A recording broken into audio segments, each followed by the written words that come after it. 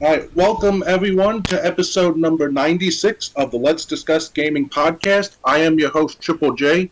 Joining me is my co host, Dr. Games 101. Yo, yo, yo, it's 420, guys. Yeah, Hitler's birthday and good old weed. I was about to say it's 9 p.m. What are you smoking? Um, but anyway, Sorry about besides that. getting date and time mixed up, um, are you ready to dive into tonight's stories? Oh, yes, indeed, my friend Triple J. Okay, I'm gonna keep the camera on. Doctor Games 101 camera doesn't work, so I'm gonna keep my camera on, but I'm not gonna do this thing switching back and forth where I show the article, so you'll just see me on camera when I read the article.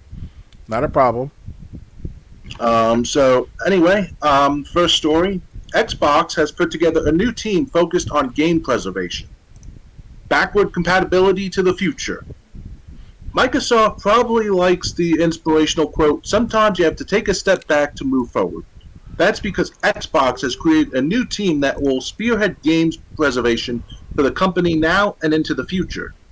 Windows Central reported that President of Xbox, Sarah Bond, sent out an email to her team announcing the new group. We have formed a new team dedicated to game preservation, important to all of us at Xbox and the industry itself, wrote Bond.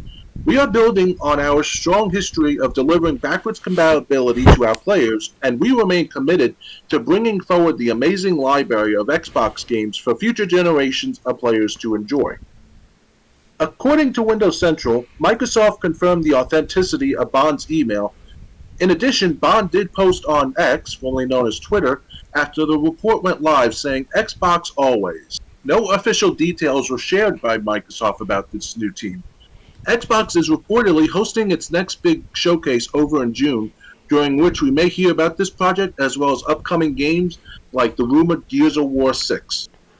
Bond was promoted to president of Xbox in October. In addition to leading this new game preservation team, she also oversees devices, platform engineering, player and creator experiences, and more.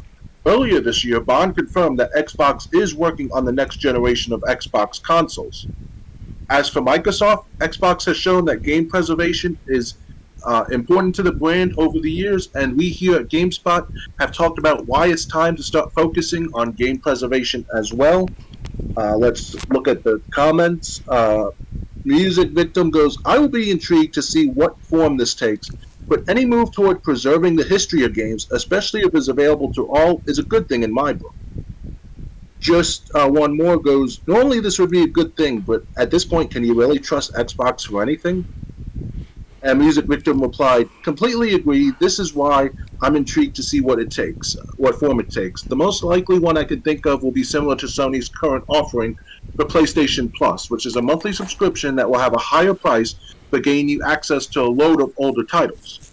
But I could be wrong and they could end up doing something good. Do I trust them to do that? Not in the slightest. They are a company and they only exist to make money. Anything that appears to be doing good is likely just for publicity, and they will take any knock initially for cost if it gets them that.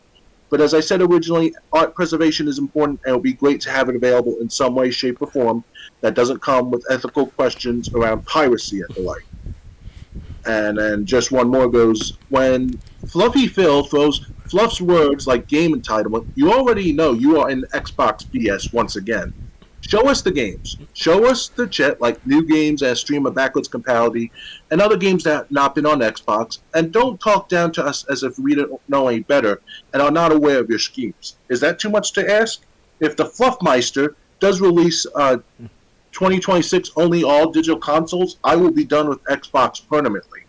Is way past enough, man, and I am just exhausted of it. And I was such an Xbox fanboy battling the ponies. So, what do you think of Xbox making a team focused on game preservation? Do you trust them, and do you think they're going to succeed?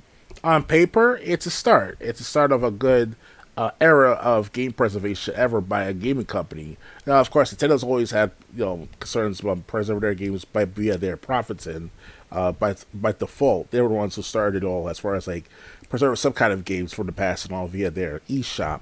But Xbox, I mean, they're different from Nintendo, obviously. So they have a bigger budget, bigger publicity, bigger coverage to maintain game preservation with no problems. But that's at the end of the day, they're just a company to make money. So what we should do, if somehow do like a private partnership where like a group of gamers coincide with a group of Xbox team members of the Xbox division to do like a coalition of sorts to maintain game preservation that way, and create this like council of some sort. It sounds like some serious shit going on. I'm trying to explain, but at the same time, not really. It can be fun. It can be very organizable. It's something that the both sides of the corporation and also the gamer community can vouch for themselves. It's all support. So stuff like that. But this is a start. What the Xbox is doing. So hopefully, in the next couple of years, we'll see like a program starting where you can preserve your own games, your personal yourself on the cloud, or you could just like buy games from a not a virtual store, but like a store online, like that is like they do with GameFly or GameStop, some shit like that, something of that sort. But let's see what happens in the next couple of years. Yeah, I really don't. Well, I'm not happy with Xbox and the whole gaming future, the near future of gaming. It's too early for me to criticize Xbox at this point and say they're gonna fail. Of course not. Like Sony's done some good, offering PlayStation One titles in their most expensive tier, PlayStation Plus. So, and Xbox One can do that. They can do that because they got the Xbox, they got the 360, they got Xbox One, and then you got Xbox Series. So they can definitely do this. But again, uh, it's all going to come down to action, what they actually do. Oh yeah. You can talk a big game, but if it's they always say actions speak louder than words. Oh yeah. So while it's nice that you're making this team, it's you're gonna have to have actions behind it. But I do want to see what happens before I criticize or praise Microsoft. You know, um, Honestly, I think Nintendo they took a step back in game preservation. They were doing it with the Wii Virtual Console and the Wii U Virtual Console, but when those virtual consoles shut down, great, you can buy the games you purchased, but what about people who bought Wii's secondhand 10 years later? Unless the Wii that they bought still has someone else's virtual games on them, which some people will sell for a higher price than normal Wii's, uh, you're not going to have that. So and I get it. They want to push the Switch, but the thing is, not all the games that were on Switch's Nintendo eShop or Switch's online service, not all the games that were on Wii and Wii U Virtual Console made it to that online service. Okay. So but yeah, like I said, I am a bit skeptical of what Xbox is doing or Microsoft is doing, but at the same time, I also feel like I really can't praise or criticize them until I see what happens. If we're 6 months down the road and nothing has moved forward, then we know it's just all talk. Do you think Right. the if Xbox does release our digital only consoles, like we heard, um, are you gonna have a harder time believing they're focused on game preservation? Well, it's hard to tell right this second because we don't know who's going to be in charge of that. We don't know who's going to oversee it and maintain that regulatory type of entity.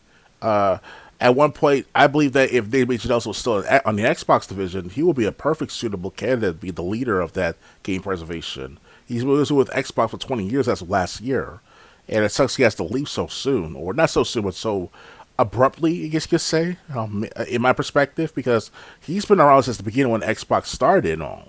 So he would have been a perfect candidate to bring back, into the circle of Xbox, and Phil Spencer, funded his projects and stuff like that, and do what he's needed to maintain that preservation. Yeah, yeah. So I mean, that would be a great idea to have Major Nelson run it. Because he was the one behind the achievement system of the Xbox 360, as well as the programming of the Xbox as well of all three, if not two Xbox generations. So Right. So yeah. So again, only time will tell. Um, Major Nelson would be a great person to bring back if he's not doing anything. Um, but we'll just have to wait and see. definitely, Ready to move on? yes, I'm ready. All right. Next, your EA. No, that's for later. Netflix announces layoffs and restructuring. The streaming giant is cutting jobs and making changes to its film division. Netflix has become just the latest media and technology giant to announce layoffs. Deadline reports that a major restructure is underway within Netflix, and that 15 people from the company's film division are being let go. This reported restructuring comes out long after Dan Lin became the new head of Netflix's film division, taking over for Scott Stubler, or Stuber, who left to start his own company. As part of new organizational shifts, Netflix movie division would be broken down into genre, with bosses for each major unit. On Ori Mama will lead action, fantasy, horror, and sci-fi. Kira Goldberg is heading up thrillers, drama, and family films. Neilha Kuyaknau is taking the lead on young adult holiday and faith-based movies, and Jason Young is running the comedy and rom-com team within Netflix. These changes have been in the works for the past month, Deadline reported. Who's running all the awful Disney movies? Uh, Netflix enjoys more than 10,000 people across its film, TV, technology, and gaming divisions. Gaming is one of Netflix's newest units and has been making key hiring announcements of late, including former Halo boss Joe Staten. He's making new multi-platform AAA IP. They also hired Major Nelson from Xbox. I'm kidding. Layoffs have rocked numerous media, technology, and gaming companies in 2024. The video game industry has seen more than 8,000 layoffs so far in 2024, while semiconductor company Intel just recently announced cuts as well. Now, comments. Let's see. I'm going to sort by the best. First, latest, upvotes. Okay. It says Dave 1927P says laying off, essentially firing 15 non-performing staff members isn't even close to 1% of their staff force. So this is not news. It's agenda pushing. Neil Stone goes agenda, making American economy look bad to people, so people vote Trump. Well, I hate to say this, but the American economy is in the gutter right now. Oh yeah, Agenda. GameSpot loves all entertainment workers as a leftist mission to save all. Probably not so much agenda, buddy. And Nate Dogg goes, laying off 15 people when you employ 10,000 plus people? How is this even news? Okay, so people are basically saying this is not a big deal because, 15 of 10,000 is not even 1%. What do you say? I mean, what's the number about the Netflix laid off workers kid? I'm sorry. Netflix is laying off 15 people and restructuring their company, but among all divisions, they employ 10,000 people. Okay, so only 15 so far. Okay, so that's a good sign. At the same time, not really, because maybe those 15 people were like like the major players, the major positions of the company, like programming, perhaps management, perhaps operations manager, something of that sort. Especially engineers. Hopefully that's not the case because obviously Netflix this is a big system, a company altogether for years now, and I'm a big. You call me a Netflix follower or loyal customer because I've been like following Netflix and subscribing to Netflix as early as 2013, 2014 with my friend, and as early as 2018 when I had my own subscription service or my own account with Netflix. And they've been okay maintaining a good library of things going on with their company and all of their streaming service. Unfortunately, I want them to do better. and laying off workers can be a bad thing on their part, showing that they don't care too much about their uh their workers as Yeah. much. And if it's restructured, and if it was restructuring, then I hope that restructure will be a positive thing, meaning that they'll make sure to maintain a better library, way better library than it once was. How many months back? In my opinion, because I called Netflix publicly on my recording, and I told them, hey, you guys should bring back, not bring back to increase your library because, there are other free streaming services like Tubi, I think it's Sling. No, Tubi definitely is a free streaming service. But it's like these other free streaming services like I never heard of before, and they have better quality TV sometimes than Netflix. I'm like, that don't make any sense. I shouldn't have to watch The Return of the Living Dead, a 1985 movie on Tubi. That should be on Netflix, something like that sort. And at one point they had Mario, and I don't know what's going on with that movie. Not the original Mario from 1990s, but the one from last year or The one two. that just released. Yeah. Yeah, I think I got rid of that not too long ago, or that's not being advertised as much. So they gotta do something better with the Netflix.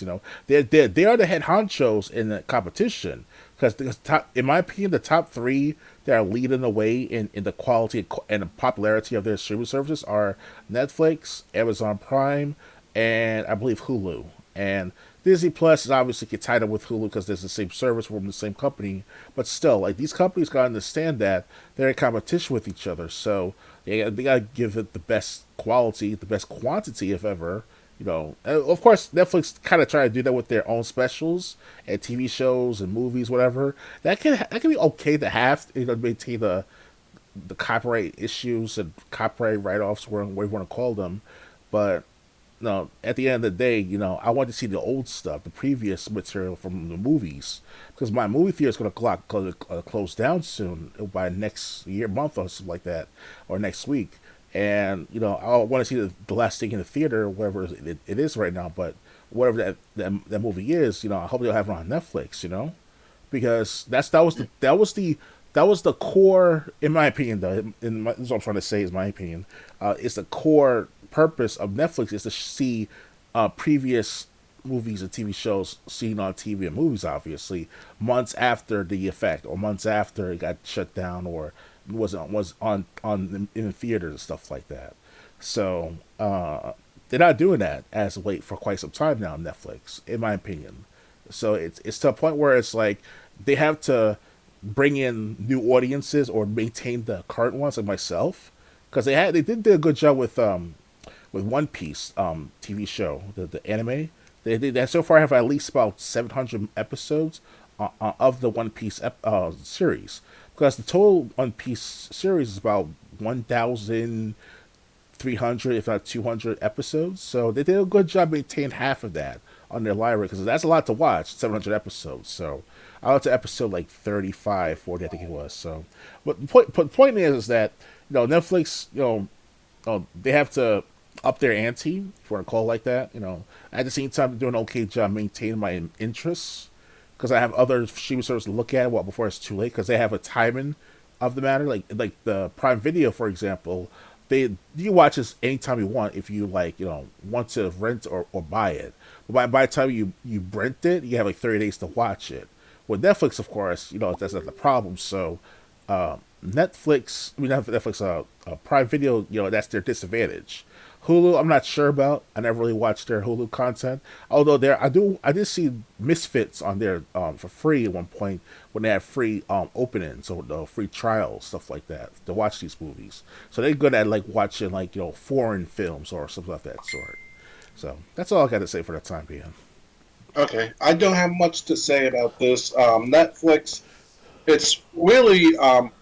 I do hear a lot of people saying there's never anything on Netflix.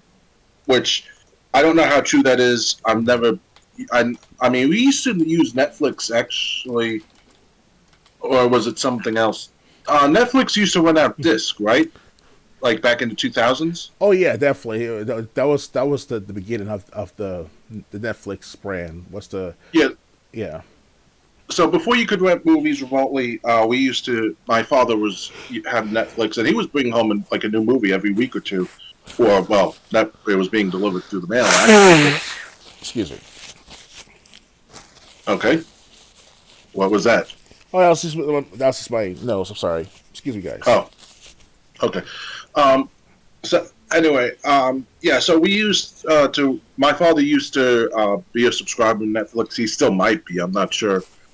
Um, but yeah, with Netflix, what was that? That was my nose again. I thought I muted myself. I'm sorry, guys. It sounds like a person. Okay. I'm sorry. Anyway, I'll mute my other mic. Sorry about that.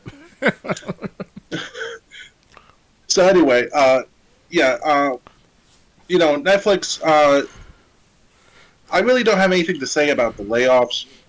Um, but at the same time, it's almost like, and I really don't have anything to say about their service because, like I said, when I was aware of their service, it was back during when me and Dr. Games 101 were both in high school. Um, Oh yeah. but at the same time, yeah, Netflix. That's a big problem with a lot of the companies, and you can't just single out Netflix here. Is the availability of movies or TV shows that had a big following that no network will show, and it's like, if it's not available anywhere, then whoever holds the copyrights to these TV shows or movies have got to be, willing to do business. But no, it's just some stuff makes it, some stuff gets lost to time, Yeah. and I think Netflix and all these other digital entertainment companies services could do better. I mean, at the same time, uh, sometimes you might find what you want on a certain streaming service. Sometimes you might not. Oh yeah. That's really all I've got to say about this. Ready to move on? Yeah, we can move on. All right. Next, $70 video games won't be sustainable forever, Saber Interactive CEO says. I think that as games become more expensive to make, the $70 title is going to go the way of the dodo. Like most things in life, video games have become more expensive as the traditional $60 price tag has given way to a new $70 entry fee to play new games. Sony's first party PlayStation 5 games have transitioned to this price increase. Big studios have followed in its footsteps, and even Nintendo has experimented with that MSRP, as last year's The Legend of Zelda Tears of the Kingdom was its first $70 game release. But can that MSRP last? Saber Interactive CEO Matthew Koch has voiced his opinion on the subject, and according to him, charging $70 for a new game won't be sustainable for long as studios look to cut development costs. I think that as games become more expensive to make, the $70 title is going to go the way of the dodo, Koch said to IGN. I just don't think it's sustainable. Look, you remember the hype for Cyberpunk, which I think actually ultimately performed okay, but when the expectations are so high and so much money is put into one title, it is hugely risky for the company that's doing it. I think the market is going to shift to development, which is not necessarily low quality, but there's going to be an emphasis on trying to find ways to reduce costs. It's worth noting that Saber Interactive's Warhammer 40,000 Space Marine 2 will be a $70 game on release, but Koch explained that he doesn't want to sell the game at that price. For now, the challenge lies in persuading customers that a lower launch price isn't a sign of poor quality, something that Koch says Helldivers 2 has excelled at. The CEO cited Helldivers 2 as a prime example of a middle market game that has performed well and is an example of the direction that he wants Saber Interactive to follow. Artificial intelligence could potentially help lower production costs and improve quality in the AAA space, according to Koch, but on its own, it's not enough amidst dramatically rising production budgets. Saber Interactive is also working on the Star Wars Knights of the Old Republic remake, which Koch recently said is alive and well after the developer parted ways with Embracer Group earlier this month. All right, so comments, uh, and then upvotes. Agent Stroud goes, the AAA games industry is heading for a crash that will put even the likes of the North American video game crash of 1983 to shame if they keep this nonsense up. Alfred Jones replied, you're not wrong, but I don't think the upcoming crash will be as bad as the 1983 one. We'll likely see the end of the AAA sector of super high-end graphics um, atop boring cookie-cutter gameplay, while the AA and indie actors will be largely unaffected. And War Greenland goes, indeed, $70 is far too expensive to be sustainable. I don't think he was. I don't think he was saying it's too expensive. Yeah, I think he was leading the other way. Mm-hmm. But what do you think, Dr. Gabe's Warner? Do you think that it's a matter of time, maybe just months even, before that $70 price gets raised to 80, 90, or $100? It's too soon. I mean, the people, the work, not the developers themselves making the video games, obviously, but the marketers, the businessmen of the companies that oversee the game and making, of course, to see correlate with the business and marketing of the games. You have to understand though that these games are, you can't just sell it too high and too quickly in a short period of time. Yes, 35, 25 years ago, games were selling for $50 a pop, per game, of course, and then $60 15 years ago, and then now it's gonna be $70. So I should say they should maintain a every 10 to 15 year selling point, like make it like instead of $65 like it once was back 15 years ago. Now it's $75 with taxes and all, and then 10 years later you can sell it for $80. So you'll maintain that rise of inflation, also rise of costs in making the game. So that's how I look at it. But it's like an exponential concept type of explanation. It basically you want to increase prices for the sake of maintaining profits, so that way you wouldn't try to overdo it. But then again, people are losing jobs. That many people are working right now. They're on welfare of some form, whether it's Social Security, whether it's SNAP or food stamps, whatever. I'm part of that situation myself sometimes, where I lose work or jobs. And going from job to job, place to place, that it definitely is unsustainable. And you know, that's what these companies have to understand too. Like, you're laying off workers every few weeks, few months for the last couple of years now. Like that, this will affect the economy in the long run, within the next 5 years the most. So, and if they keep doing this for another 2 more years, it's going to get much worse for the next several months from now. So, they should not to increase the prices, but to maintain the quality of their product. Helldivers 2 is one example where its quality and quantity still good at the same time, in my opinion. I never played Helldivers 2, but I've seen gameplay of it. It looks good, decent. Like it's like playing battle royale games like the Apex Legends or the Fortnites and stuff like that. But Helldivers 2 have their own distinct style of sorts. So that's how I look at it. Like they should increase the prices so soon.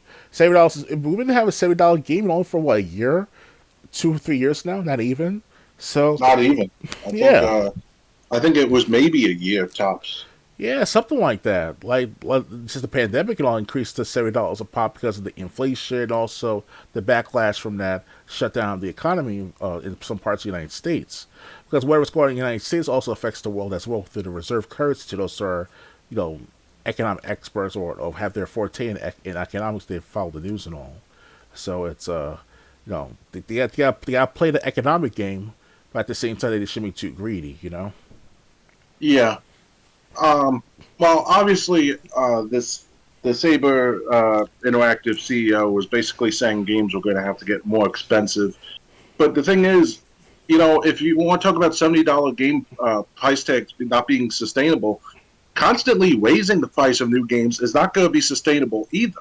Yep. Um, that's because then you're just going to price people out where they're like, why am I can't afford this. You know, you, you're either going to force people to go back to retro where they can get 15 games for a console for $70, or they're just going to have to leave the hobby altogether.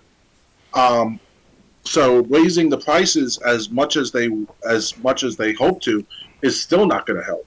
Uh, so um, what is the answer? Basically, they just have you know, indie developers and double A developers, they can make good games. But they don't need multi-million dollar budgets or billion-dollar budgets to do it.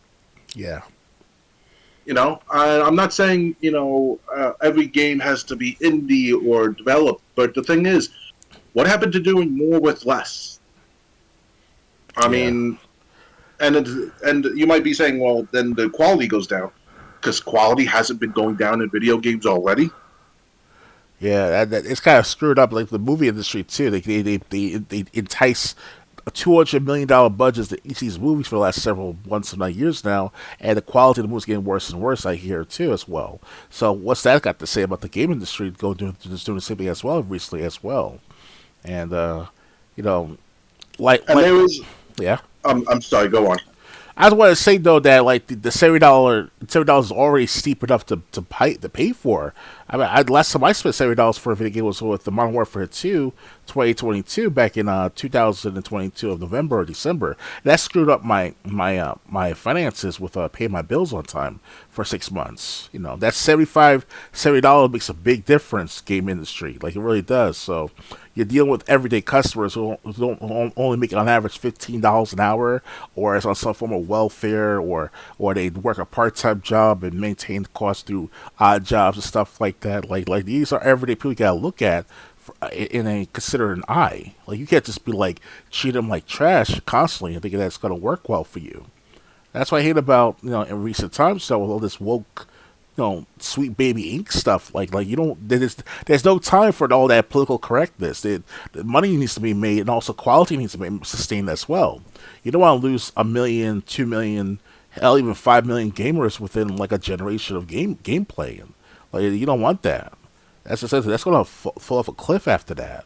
Because that $400 game system, 500 now $600 last generation, like it's gonna increase to what, $800 $900 sooner or later for next generation or 2 generations from now.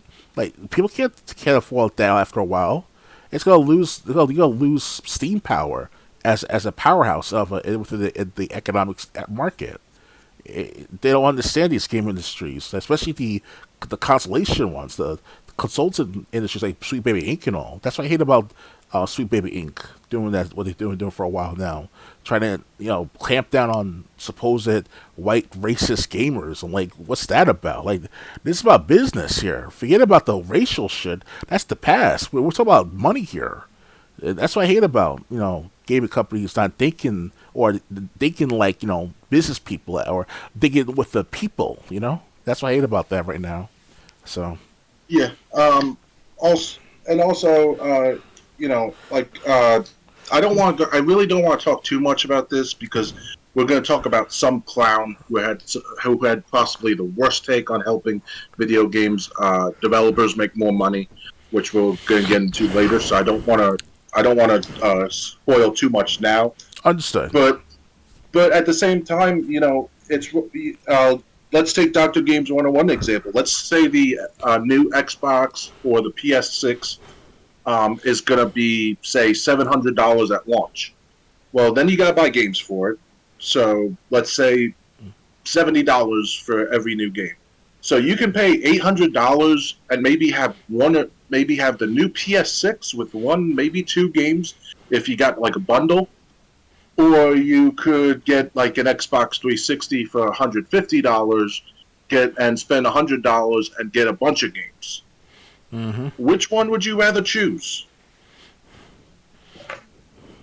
Because any console that you played, get leaving out outliers like 32X and any game system that didn't release that many games, Jaguar CD. You never played. If you say you had like an Xbox 360, you never played every Xbox 360 game that you were interested in. Oh, You definitely. know, if you had a PlayStation 2 or a PlayStation 3, or I could go on Dreamcast. Although Dreamcast and GameCube might be a little too expensive right now, but you never played every game you were interested in. There are some games that you would be interested in that you don't even know about. And there's even some And games that people saved onto cloud game, not cloud gaming, but back in the day when PSP and other systems were on the stores and all, you had to buy them at that specific store, and some people would Yeah, save that information on a disk or a flash drive and sell it to you for a certain amount in emulation cost or whatever it's called. So that too, you know. yeah. So I mean, a lot of people are gonna, it's. I mean, as they try to raise prices, I think they are gonna create their own video game crash, but it's not gonna affect everyone. It's just gonna affect the guys that are AAA, or in Ubisoft's case, quadruple A. Um, That'll make any sense. Quadruple A. they were trying to say better than AAA, but AAA has been top of the line for so long. It's Yeah. like AAA ball, minor A league ball, Yeah. But at this, but at, like I said, it's you're basically heading off a cliff, and you don't even see the edge yet. Hmm. Anything else to add, or ready to move on? We can move on now. All right. Next, speaking of, well, this is EA. Your EA Play subscription is increasing in price in May. The website already reflects the new price. Electronic Arts is increasing the price of its EA Play subscription in May, and the new prices are already reflected on its website. First reported by GamesIndustry.biz, an email was sent out to subscribers that the new prices will start on May 10th. The base tier of EA Play will increase by $1, from $5 per month to $6 per month. The annual fee will jump from $30 per year to now $40 per year. Oh wow. This tier lets subscribers get access to pre-release trials of upcoming EA games, as well as a vault of older titles. For EA Play Pro subscribers, the price will go from $15 a month to $17 per month, and the annual plan will go from $100 per year to now $120. The second tier lets subscribers play premium editions of select newly released games before they launch. According to GamesIndustry.biz, the changes in subscription prices were made in order to reflect currency value and market value. Xbox Game Pass subscribers get access to EA Play as well, so it's unclear how the new price increase will impact those with Game Pass, if at all. Companies have already increased the prices of their subscriptions. Microsoft officially increased the price of Game Pass back in June of 2023, and Sony followed with PlayStation Plus in August of 2023. The only platform holder that has stayed steady is Nintendo, whose Switch Online service still costs $4 per month and $20 per year ever since 2018. Yeah, I think that's true if you're not going after the N64 and Sega Genesis titles. Oh yeah. I think that price jumps up more if you're going for the N64 and Sega Genesis, whatever Nintendo Switch called that addition to their Switch Online service. Moogie Star goes, perhaps they plan on adding Jedi Survivor soon, so they're raising the price a bit beforehand. I've been waiting for them to add it so I could subscribe for a month. Simon the Kid 7 goes, $1 is not a huge increase, still quite cheap, but I think the EA Play Pro subscription is only available for PC. EA Play is cheap, but EA Play is kind of the subscription with the best interesting content too. It almost feels like EA has not delivered something new and tasty in years. Of course, EA releases sequels to RPGs and racing games and sports games, but it is usually quite a similar game and is slightly or sometimes substantially improved, or sometimes worse. I think NHL 24 was a step in the wrong direction. Yep. It feels like EA is not growing much as a company either, except for when they bought the Codemasters. They probably grow a lot financially, but they do not seem to grow large in other ways like market share, employees, or a number of new and interesting games released. EA used to be the biggest, but it feels like they stagnated a bit as a company. Lost momentum at some point, or at several points. But maybe we should be thankful. For a while, they seemed to be in a not very virtuous cycle of acquiring game studios, and then shut them down after one or two games. Also, I feel like EA could maybe do more with old and previously successful franchises, like, for example, Dead Space, Medal of Honor, NBA Live, Battlefield, Battlefront, Need for Speed, Titanfall, Command & Conquer, Sin City. Maybe people are no longer interested in playing a new Sim City or Command & Conquer game, which is a lot like the previous one. They are still working on Battlefield, though. A need for speed, but it feels like the best days for those franchises are a few years back in time. For a while, it felt like Battlefield could go head to head with and take on Call of Duty in a battle for best first person shooter game. Maybe I'm a bit too hard on EA, but they seem not to be growing as much. But their sports games probably generate a lot of money, so financially they might be doing awesome. People buy a lot of in game stuff, I guess. The soccer game seems to be doing fine without the FIFA brand. And Blue Oasis goes, my what play subscription? Never heard of it. So, what do you think of EA Play raising their prices? Again, it's not too much. The first tier, but the second tier, it's $2 or more a month or $20 or more a year. So, Yeah, and that's much for our previous topic as well. That's an add-on to another $20 more a year, if not $100 more a year as well, with the cost of buying a new gaming system. So just to add that to the matter of for our previous topic and all. So like this is like a bad thing in the long run, long term. If they keep increasing prices every couple of years, every 3 to 4 years, whatever, then that's a bad thing. That's a bad sign right there because they're losing customers. At the same time, they're also bleeding customers at the same time. Yes, that too, and also they are basically one are greedy. Some of these companies, EA especially.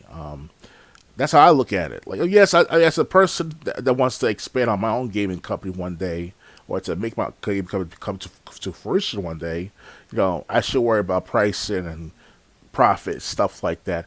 But usually that's in the long term, and I think that the EA, they've been EA Play's been around for how long now? About at least 5 years now. So to the customers, to the publicly that's on Xbox. So it's kind of like that they shouldn't like be too jumpy with their price and all, but I can understand that they try to make sure that the services are going well and everything else.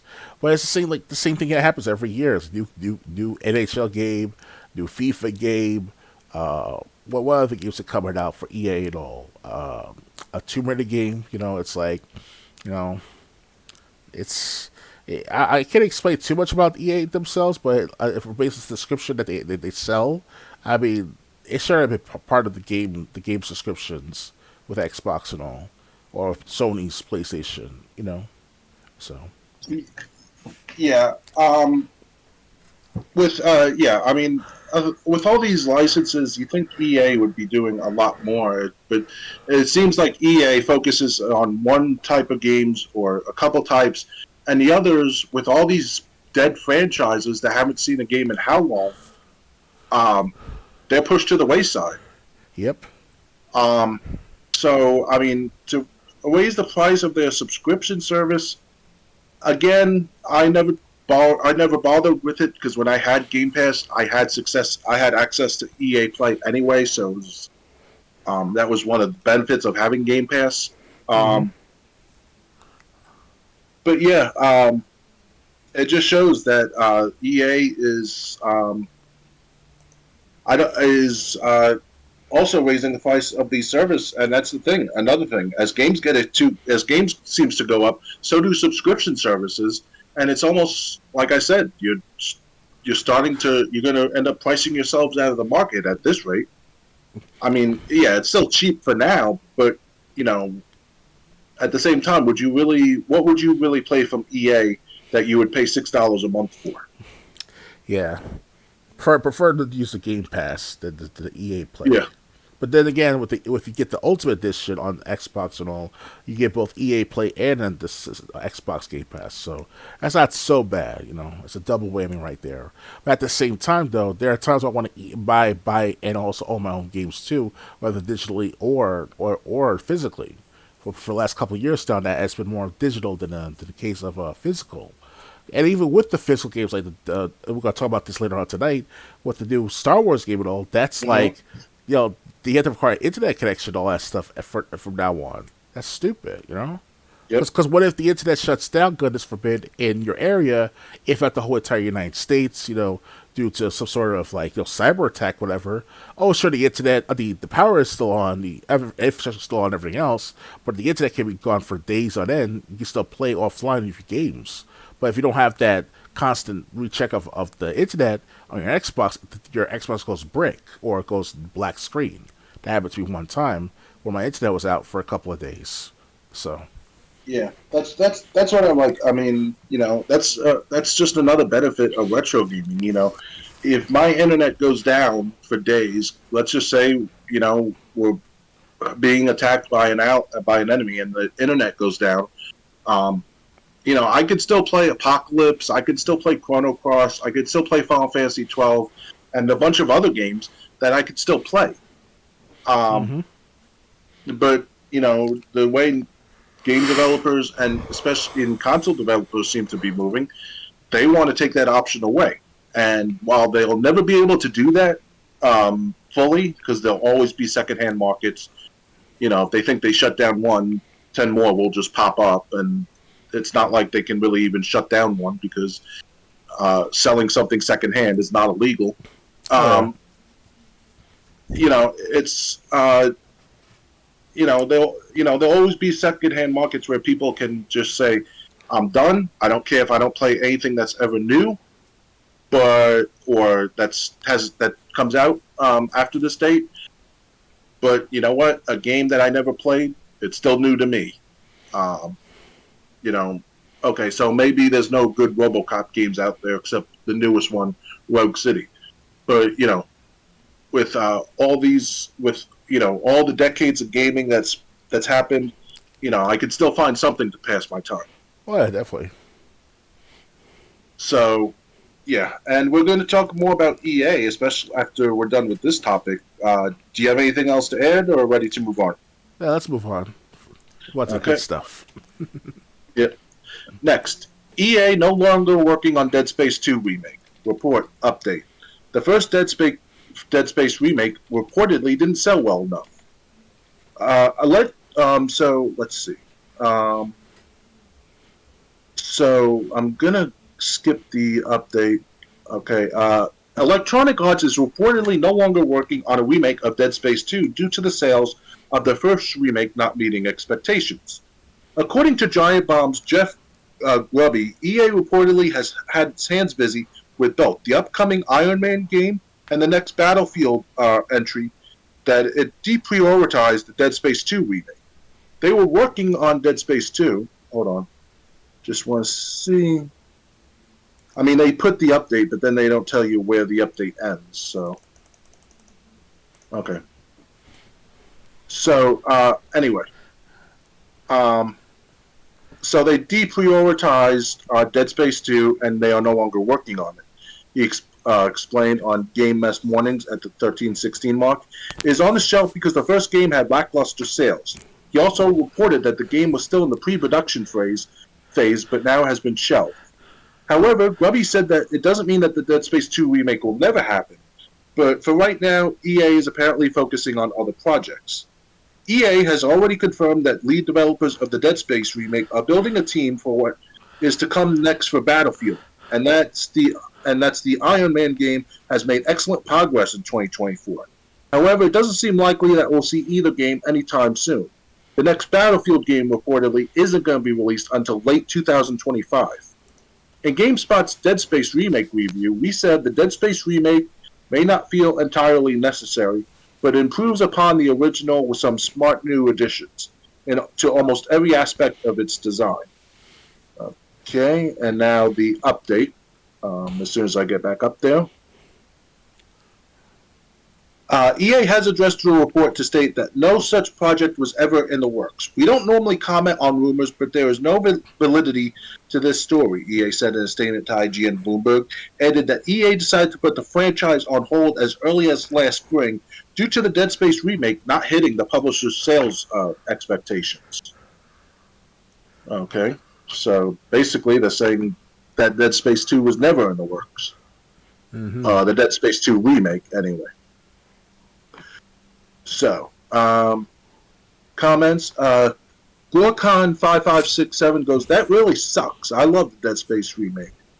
Plump responds, same. I immediately started New Game Plus after finishing it. The graphics and performance are mind-blowing. If I had to show off the capabilities of the current console generation to someone, it would probably be among the first games I would showcase. And Hard Wenzen goes, Wait, weren't we constantly hearing that DS remake sold very well? What the fuck is this? Not hitting publisher sales expectations? Did they lie about the game selling well so people don't feel bad buying their game?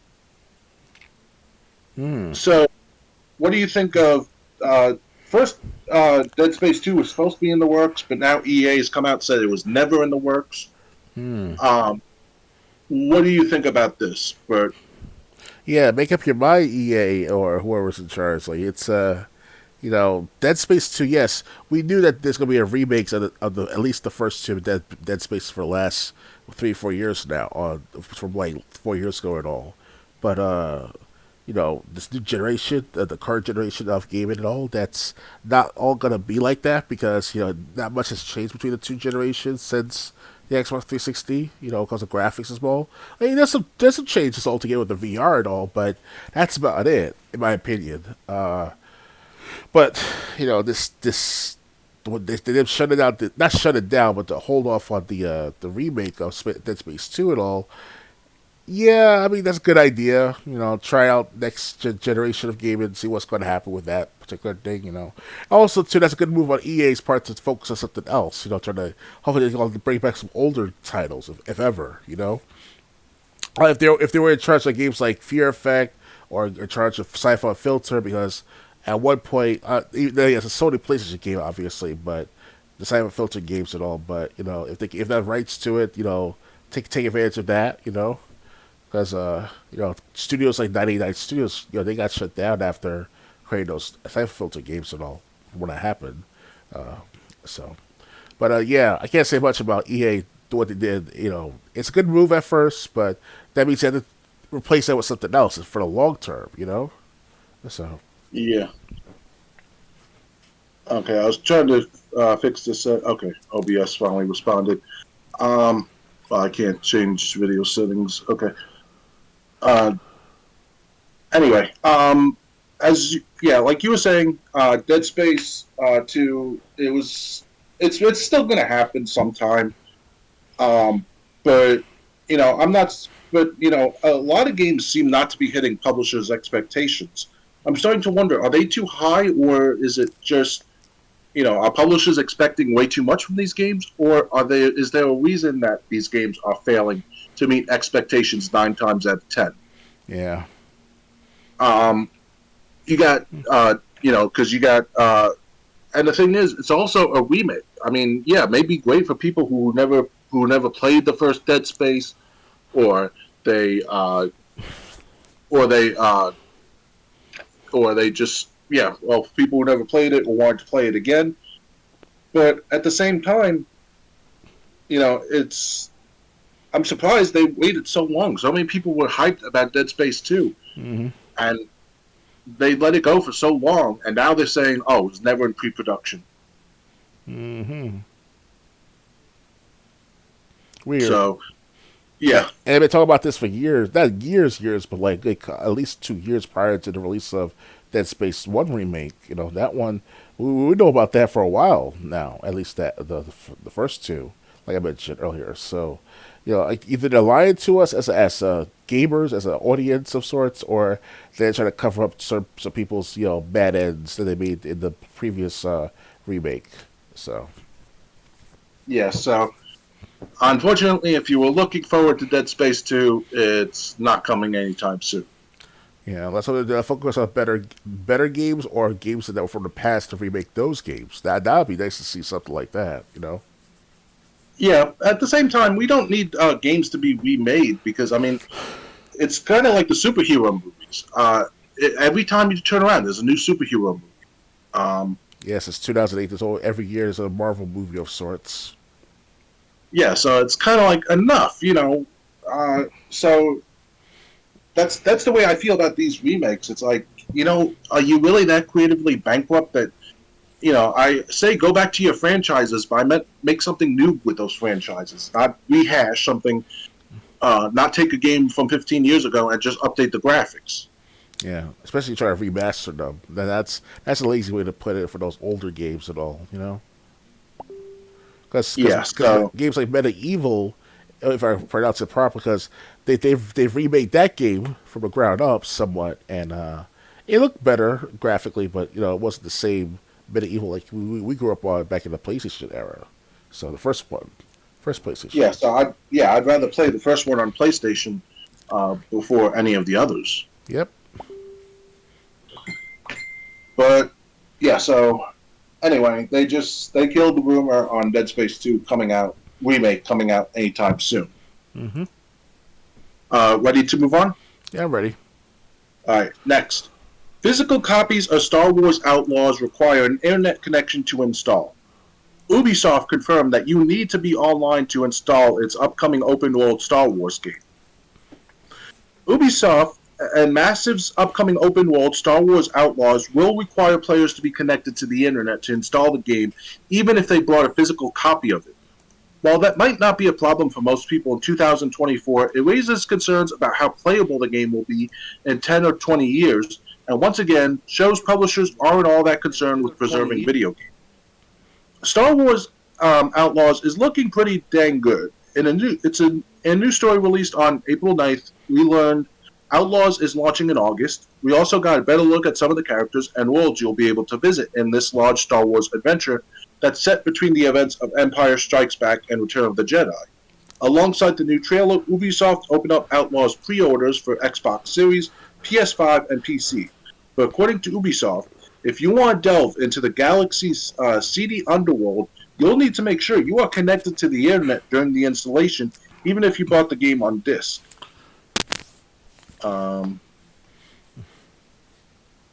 This is Kotaku, so they probably don't have.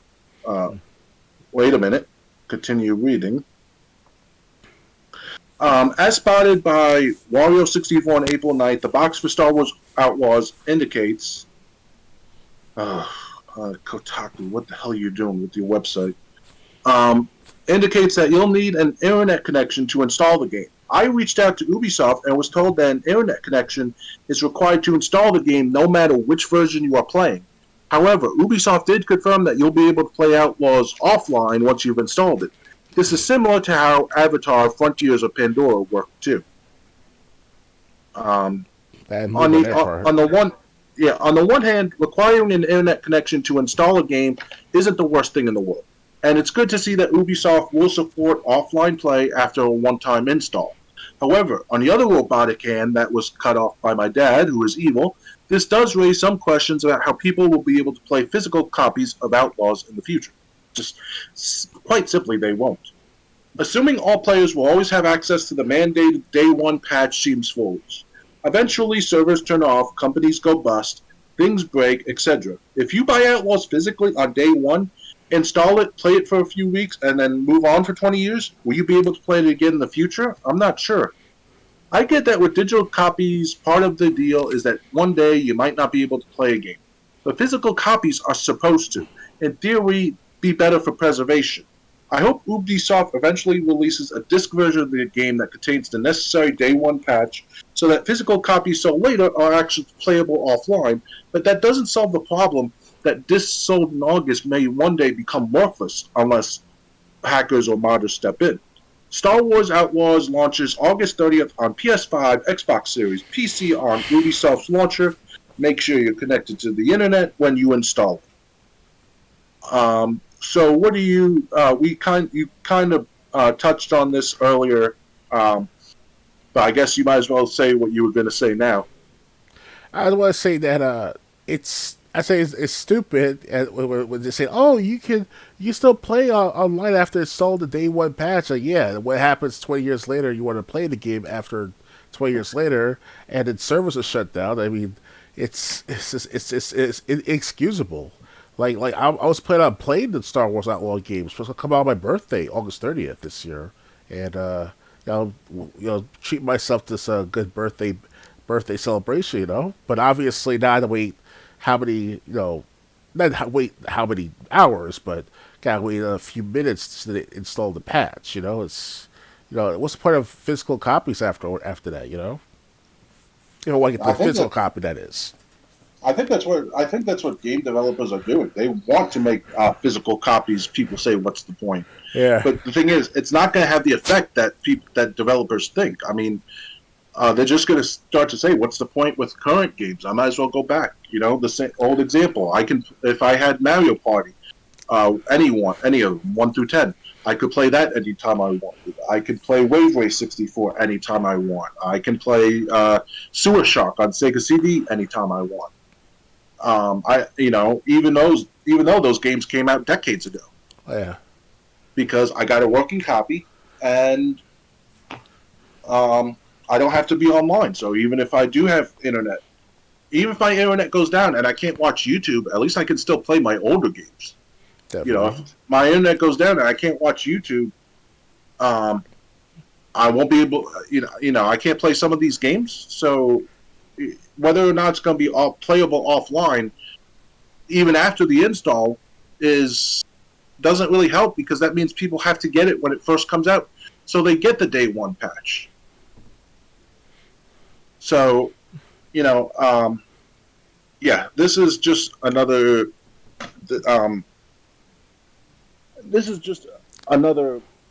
Kerfuffle. misstep by video game companies, by Ubisoft. Um, yeah, so I really have no interest in the Star Wars games. I mean, Mm-hmm. I used to like the Star Wars games. You know, I was a big fan of Battlefront 1 and 2 on Xbox. Um, I did play Battlefront when it was on Game Pass. Um, and but yeah, and I played what was it, Survivor, or was it Fallen? Or was it the one before that, Fallen Jedi? I think. Oh, Uh, Star Wars, the Jedi Fall Order. It's called. okay, yeah. So I played that and enjoyed it until I got stuck. But the thing is, while I like that game, I'm not gonna, playing a game that's requires you to be online to install it is, even if you have the disc, is just a way of telling me not to buy your game, Yeah, but because I'm not gonna support that. the younger gamers, like the ones under like a certain age, like I say 18, 25 years old, give or take, they'd be like, yeah, it's the same. I grew up on this. It's normal. It's normal. You know, it's not normal. Right. Yeah. So I mean, yeah. Hey, if they want to spend their money on a disc that's going to be a coaster, or possibly could be a coaster when the server shut down, hey, it's their money, But I'm not going to be spending mine. Yeah, I will admit this though on live on Twitch. Stupid me, I thought I'd probably get like special features or the more basic features of the game of Destiny 2 if I bought it on disc, the Destiny 2 original disc. They were selling for like $6 on Amazon, no problem. I was like, okay, why not check it out, see how it is. It's the same thing. Like, this is online only. I know that, but it's like you thought that when you sell it physical, you want something more out of it, or you get different features with the physical. It's either or. You don't. It's the same thing. So I wasted $6 for nothing, and it's like it's a coaster to me after Destiny 2 shuts down. So it's redundant, and that's what's going on right now. What they're doing with Star Wars Outlaws coming out this August. In the long term, that's I should say.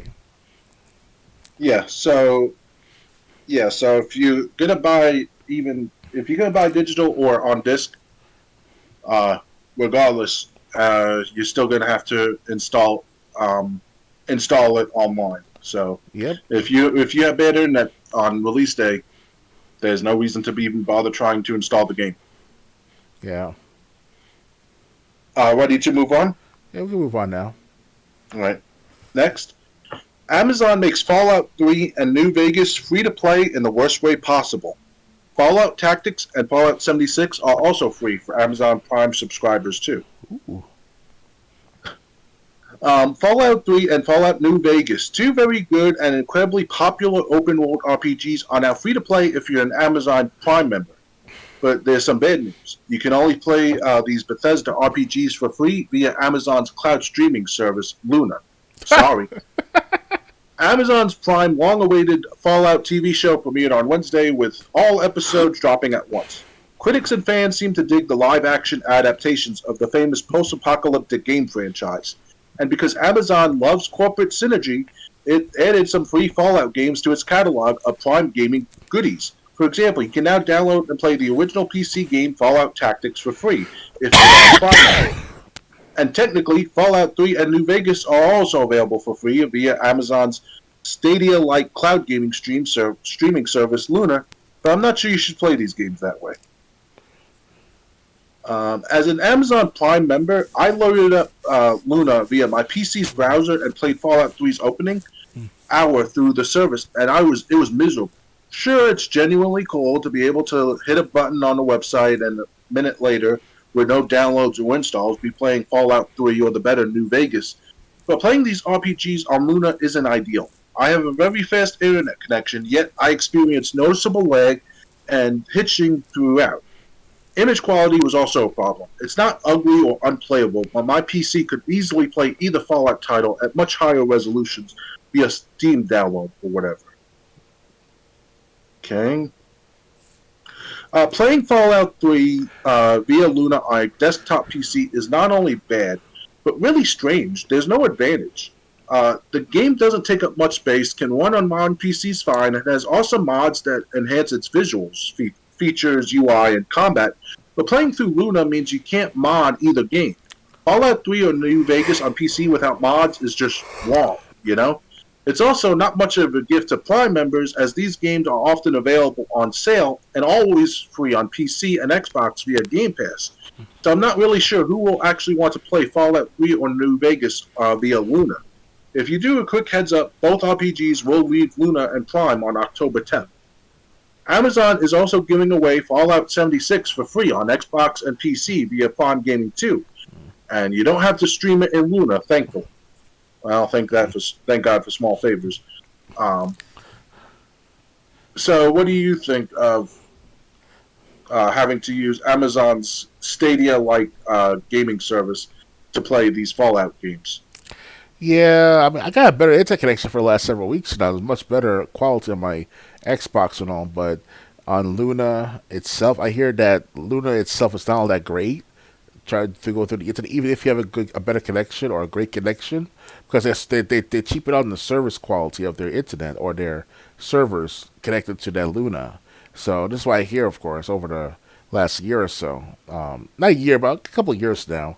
So to me, it's like, yeah, I can play Fallout 3 on my Xbox still if I have games with gold or something like that back in the day, which I still do to this day. Vegas as well too, but I have to be subscribed to the Ultimate Edition now. They switched it up a bit, so I'd rather just stick with the Xbox One version of the Ultimate Editions through the free games with gold or whatever it's called back in the day. But yeah, no, sorry, no Luna for me, however it's called. Yeah, yeah. I like how you laughed when I said that was the caveat. Yeah, so I mean, and I don't really know what the point is. I mean, you can probably buy Fallout 3 or New Vegas for cheap on console. So, like, if you got like a 360 copy, so what was the point? And anyone who, I mean, and like I said, both games are on Game Pass. These Fallout games are only going to be on Amazon for 6-7 months. Yeah, it's not worth it. Yeah, it's so. Yes, if play the game on 360, play the game on Game Pass, play the game on PC via Game Pass or Steam. Don't support Amazon with what they're doing, because it's really not worth it. Unless you want to make yourself have a bad time, then by all means. Or better yet, just stick with Amazon's Prime service of the free free delivery fees on Seamless.com. So that's about it. That's only good for Amazon, outside of Amazon, that is. Yeah. So, it's like they were doing one thing nice. I mean, good, you can play Fallout 76 without being on Luna. Yeah, because Fallout 76 was so successful. Yeah, I mean, even a guy at GameStop, the customer trashed the whole place because of not get his refund for the damaged good of a game called Fallout 76. So, what were you expecting, right? Yeah. So yeah. So I mean, there's plenty of ways to play these games. Don't bother using Amazon's cloud-like service to play them. Yeah, Ready to move on? yeah, we can move on. All right. Next, ahead of GTA 6 release, Rockstar raises GTA Plus price by 33%. Grand Theft Auto Plus subscriptions just went up in price. GTA Plus, the subscription service that offers a variety of benefits in GTA Online and provides access to a catalog of games, just got a price increase. The membership has risen in price from $6 a month to $8 a month across PlayStation and Xbox platforms. That is an increase of 33%. There is no multi month or yearly membership option for GTA Plus. Whether or not Rockstar Games gave any heads up notice publicly is unknown. The price hike seemingly went into effect very recently, and the new price is now reflected on the Xbox and PlayStation marketplace. The service launched in March 2022, priced at $6 a month, a price it's held until now. Since launch, Rockstar Games has been expanding the benefits of GTA Plus. In particular, Red Dead Redemption was recently added to the rotating games catalog, joining GTA The Trilogy Definitive Edition, GTA Chinatown Wars, and GTA Liberty City Stories. Bully and LA Noire will join the catalog later this year. GTA Plus members get 20% off the purchase price of titles in the library if they decide to buy them outright. In addition to free games, GTA Plus includes access to the Vinewood Club inside GTA Online, where they could choose from a rotating selection of premium cars at discounted rates. GTA Plus subscribers also get 100 personal vehicle slots at the Vinewood Club Garage.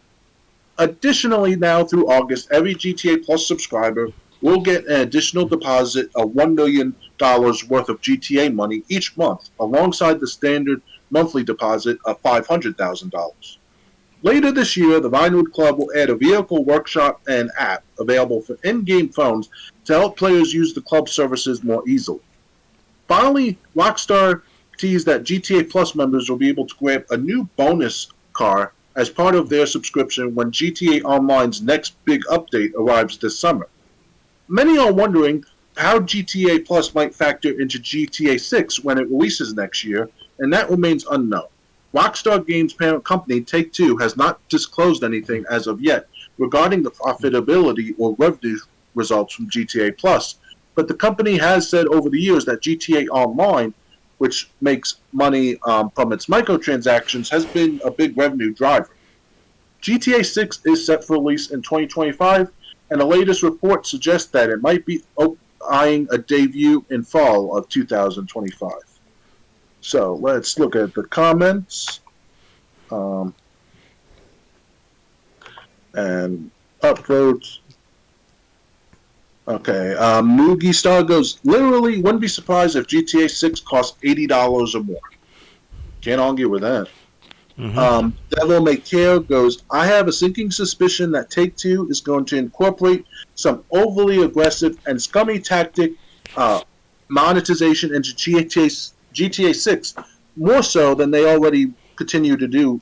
Like the previous comment mentioned also that it will cost well above the new standard of $70 just for the standard version. Remember, Rockstar makes the games, and Take-Two, the publisher, is the one that comes along and fucks it up. I hate modern gaming culture, and how so many people just shrug their shoulders and get nickel and dime to death because it's the new status quo. And Stan Mage goes, we all know GTA 6 will suck. Probably written by SBI. Okay, SBI, I'm not sure about that. So, what do you think of GTA Plus raising their prices for their subscription service? It's a nice move on their part, financially speaking. People are going to eat it up anyway, so and it's just in time for GTA 6 release coming out next year, I guess you said. So, people not most gamers are not going to see that, in the broad perspective, like in a big picture sense, like why they increasing prices right now.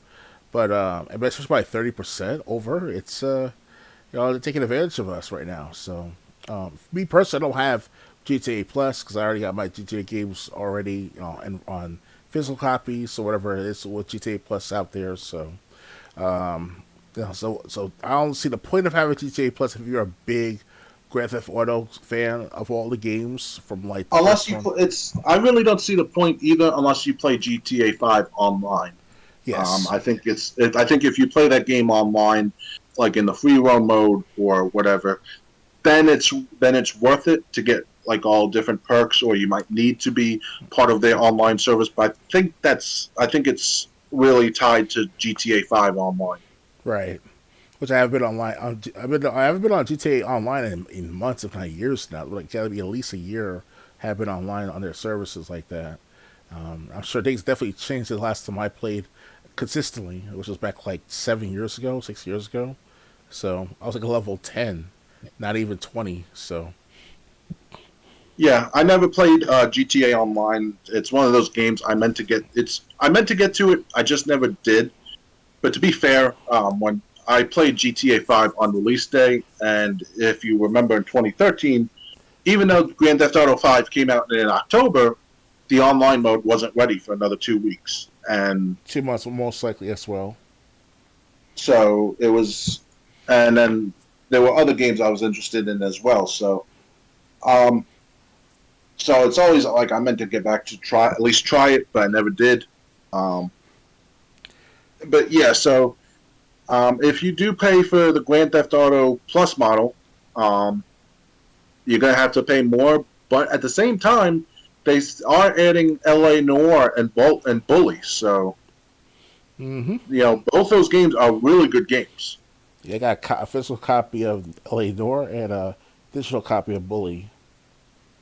Yeah, I got LA Noir for sale, a brand new copy for anyone who wants it for PS3. Um, I played Bully all the way through, um, at least the main story. Uh, so yeah, so I mean, there are good games on GTA Plus. I have to admit, more than just GTA 5 online. So it's really up to you if you're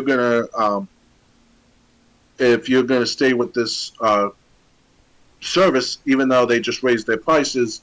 Um, with GTA 6 supposedly coming out in the next year or two. Mm-hmm.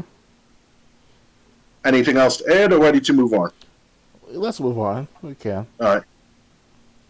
Next, new Nintendo Switch Online releases bring two Japanese exclusives to the U.S.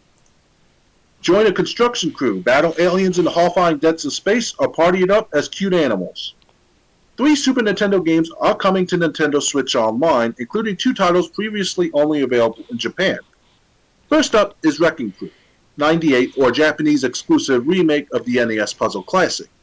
Up to 2 players control Mario and Luigi as this titular working crew. You line up colored panels and knock them down to clear your own screen and fill your opponents. Clearing stages in story mode also unlocks new characters for the multiplayer versus mode. The original Wrecking Crew for NES, also exclusive to Japan, is also included in this remake. Super R-Type is a gorgeous space-themed space-themed scrolling shooter.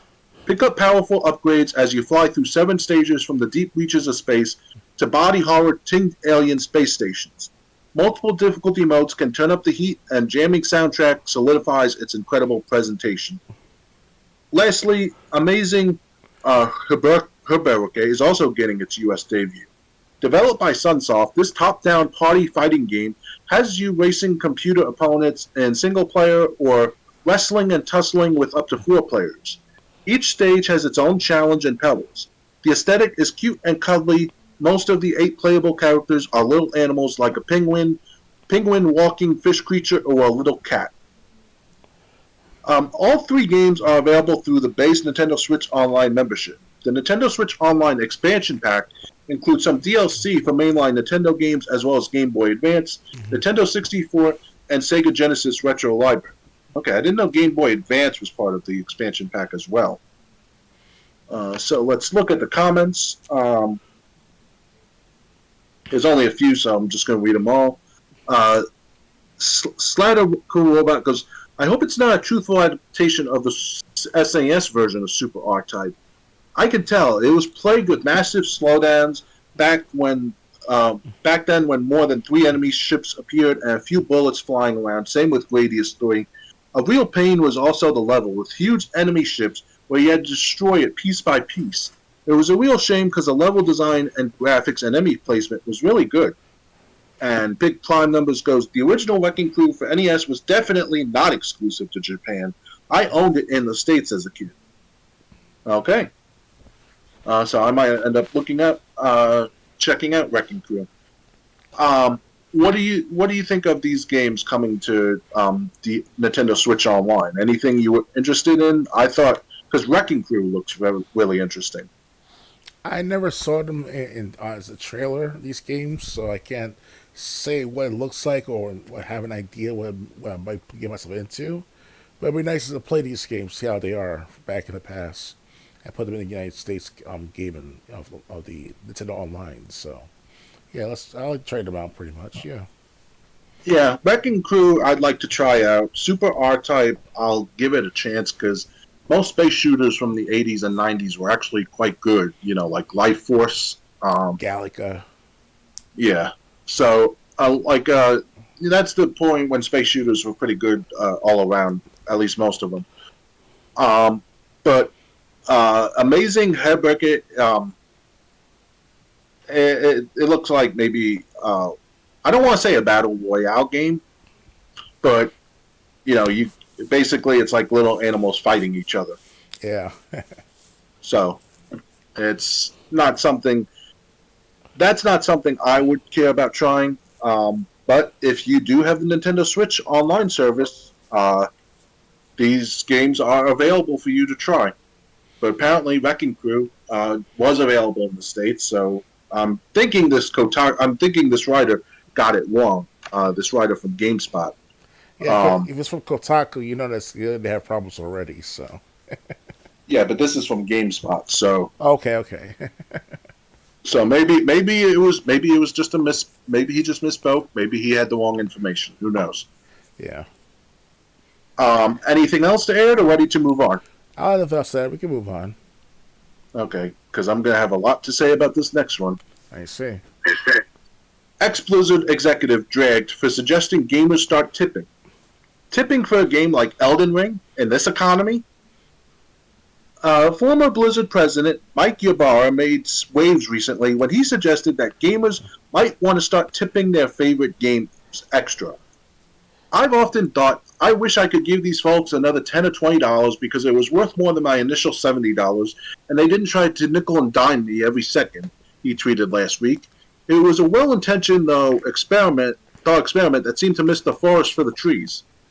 Ybarra has seemingly had a lot of free time recently after suddenly leaving Activision Blizzard amid vast layoffs following its acquisition by Microsoft, where he also worked as a corporate VP for many years. The longtime gaming business guy has been blogging massive single-player games on PC like Horizon Forbidden West, The Last of Us, and Final Fantasy VII Remake, and tweeting out thought leadery trial balloons like, I've always fundamentally believed if you make great games, the rest of the business, other problems minimize.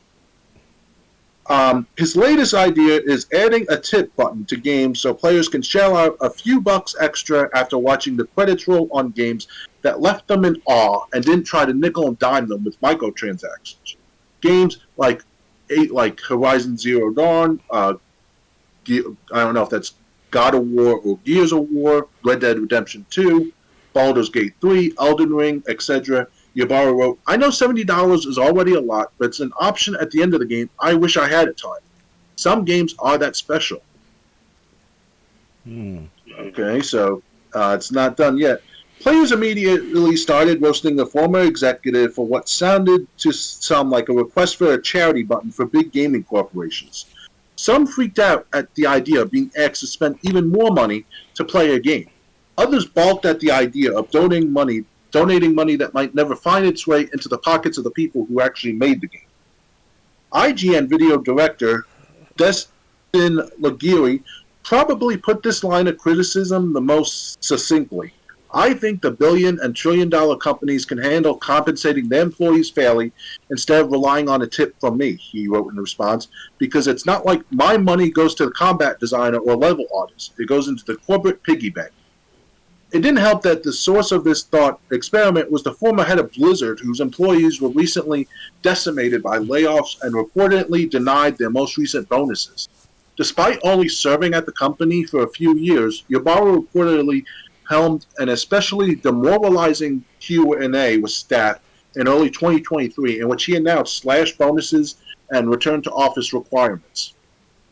Ybarra's recent tipping suggestion grasps essential tension in the current state of gaming, but fumbles the bag on how to actually address it. Players hate buying a game only to load it up and find there's another store inside it asking them for even more money to unlock additional features. Many big budget single player games cost too much to make and probably need to be priced higher. But until there are better rules in place for profit sharing and making sure voting with your wallet type logic actually goes to the creators it's meant to support, it's hard not to see paying extra as just another handout to the shareholders. Okay, do you want me to go first or do you want to go first? You go first. Okay. To any game publisher out there that can hear the sound of my voice, listen up. You want to know how you make a great game? Here's an idea. Look at your next project that developers are working. Ask yourself a few questions. Does it have a captivating story? Does it have characters that have that are relatable through their actions, where not relatable through skin color or creed or sexual orientation? No, I'm talking about relatable where you see the situation they're in and you're like, I can feel for that person. I understand why he or she is doing something that's not exactly on the up and up, but uh, characters that you can feel bad for. If they're because they're just normal people in a bad situation based on the game. Are the controls easy to pick up and play, or do you need to or do you need encyclopedia on controls just to get the basics of the gameplay? If the game has a captivating story, characters that you get to know and care about, and is easy enough to play, then you don't need this crap. You don't need a tipping jar. You don't need microtransactions. You don't need any of that shit. All you need to do is make a good game that people want to play. Why is this so hard for people to get after all this time? I am so sick of these publishers being this tone deaf. Oh my god, games are so much more to make. Well, when you're shoveling out shit that's mediocre at best, of course you're going to see diminishing returns. Mm-hmm. So I mean, just like the new Suicide Squad game that's about to shut down at the beginning of next year. Yeah, real good job. That game it might not even last a full year, you idiots. And I'm talking to the publishers who greenlighted the project, not the developers who were forced to work on it, probably at gunpoint. Yeah, if you're gonna make a game, make a game. Look at games like Life is Strange. A good, I'm not going to count the Before the Storm, but Life is Strange and Life is Strange True Colors had 5 chapters. Each chapter is about an hour, maybe 2 hours, and you got to know the people. You got to care about the people that you interacted with. You got to see, struggles. It told a good story. Stories I still remember to this day from Life is Strange and Life is Strange True Colors. Before the Storm was basically a prequel to the first Life is Strange, so there was that. Red Dead Redemption had great story in 1 and 2. I can go on and on and on, and let's look at the most successful games of all time. Look at Pokemon on the Game Boy. Pokemon Red, Blue, and Yellow, and I think there was another one back on the original Game Boy. Why was Pokemon selling like 48 million copies when you consider all the colors combined? Because it was a fun game. Looking for Pokemon and battling other Pokemon. Why is there's other. I mean, that's just one example. But these publishers, they're just like, I don't know why people won't buy our games nowadays. Maybe you should be forced to play them before you release them. Oh yeah. I think I don't have anything else to say. You got anything to say? You read my mind to some extent, half the things at least, and yeah, I mean, doesn't make any sense to just asking for tips from gamers they even do this in my Z League app that I take part of for the online tournaments where where you can tip a developer. And I'm like, no, no, I don't want to do that. I mean, that's like developers been paid a lot of money for to make games and also programs like that. For example, uh, developers like who Cliff Blinsky from the Gears of War creator or the Gears of War, one of the makers like Gears of War, like he got to be working at least $100,000 every year for how many years up until Gears of War 3's project ended. That's like, why should I tip him 5, 10, $15 or whatever the amount is? Do you want me to tip? Like, I don't want that shit to give to him. He's making more money than me. I'm the one paying the $60 for that Gears of War 1, 2, and 3, or the Ultimate Edition that's like a remake of the matter. You know, I'm not gonna spend $5 of my money to these guys. I'll spend it for a musician at my local subway station or someone on the internet that's trying to make it big, like the next Tom Beck or perhaps ABC, those type of bands and stuff like that. Like those people, I'll give them like a couple of dollars at a time, whatever. But not the developer, they make a good amount of money.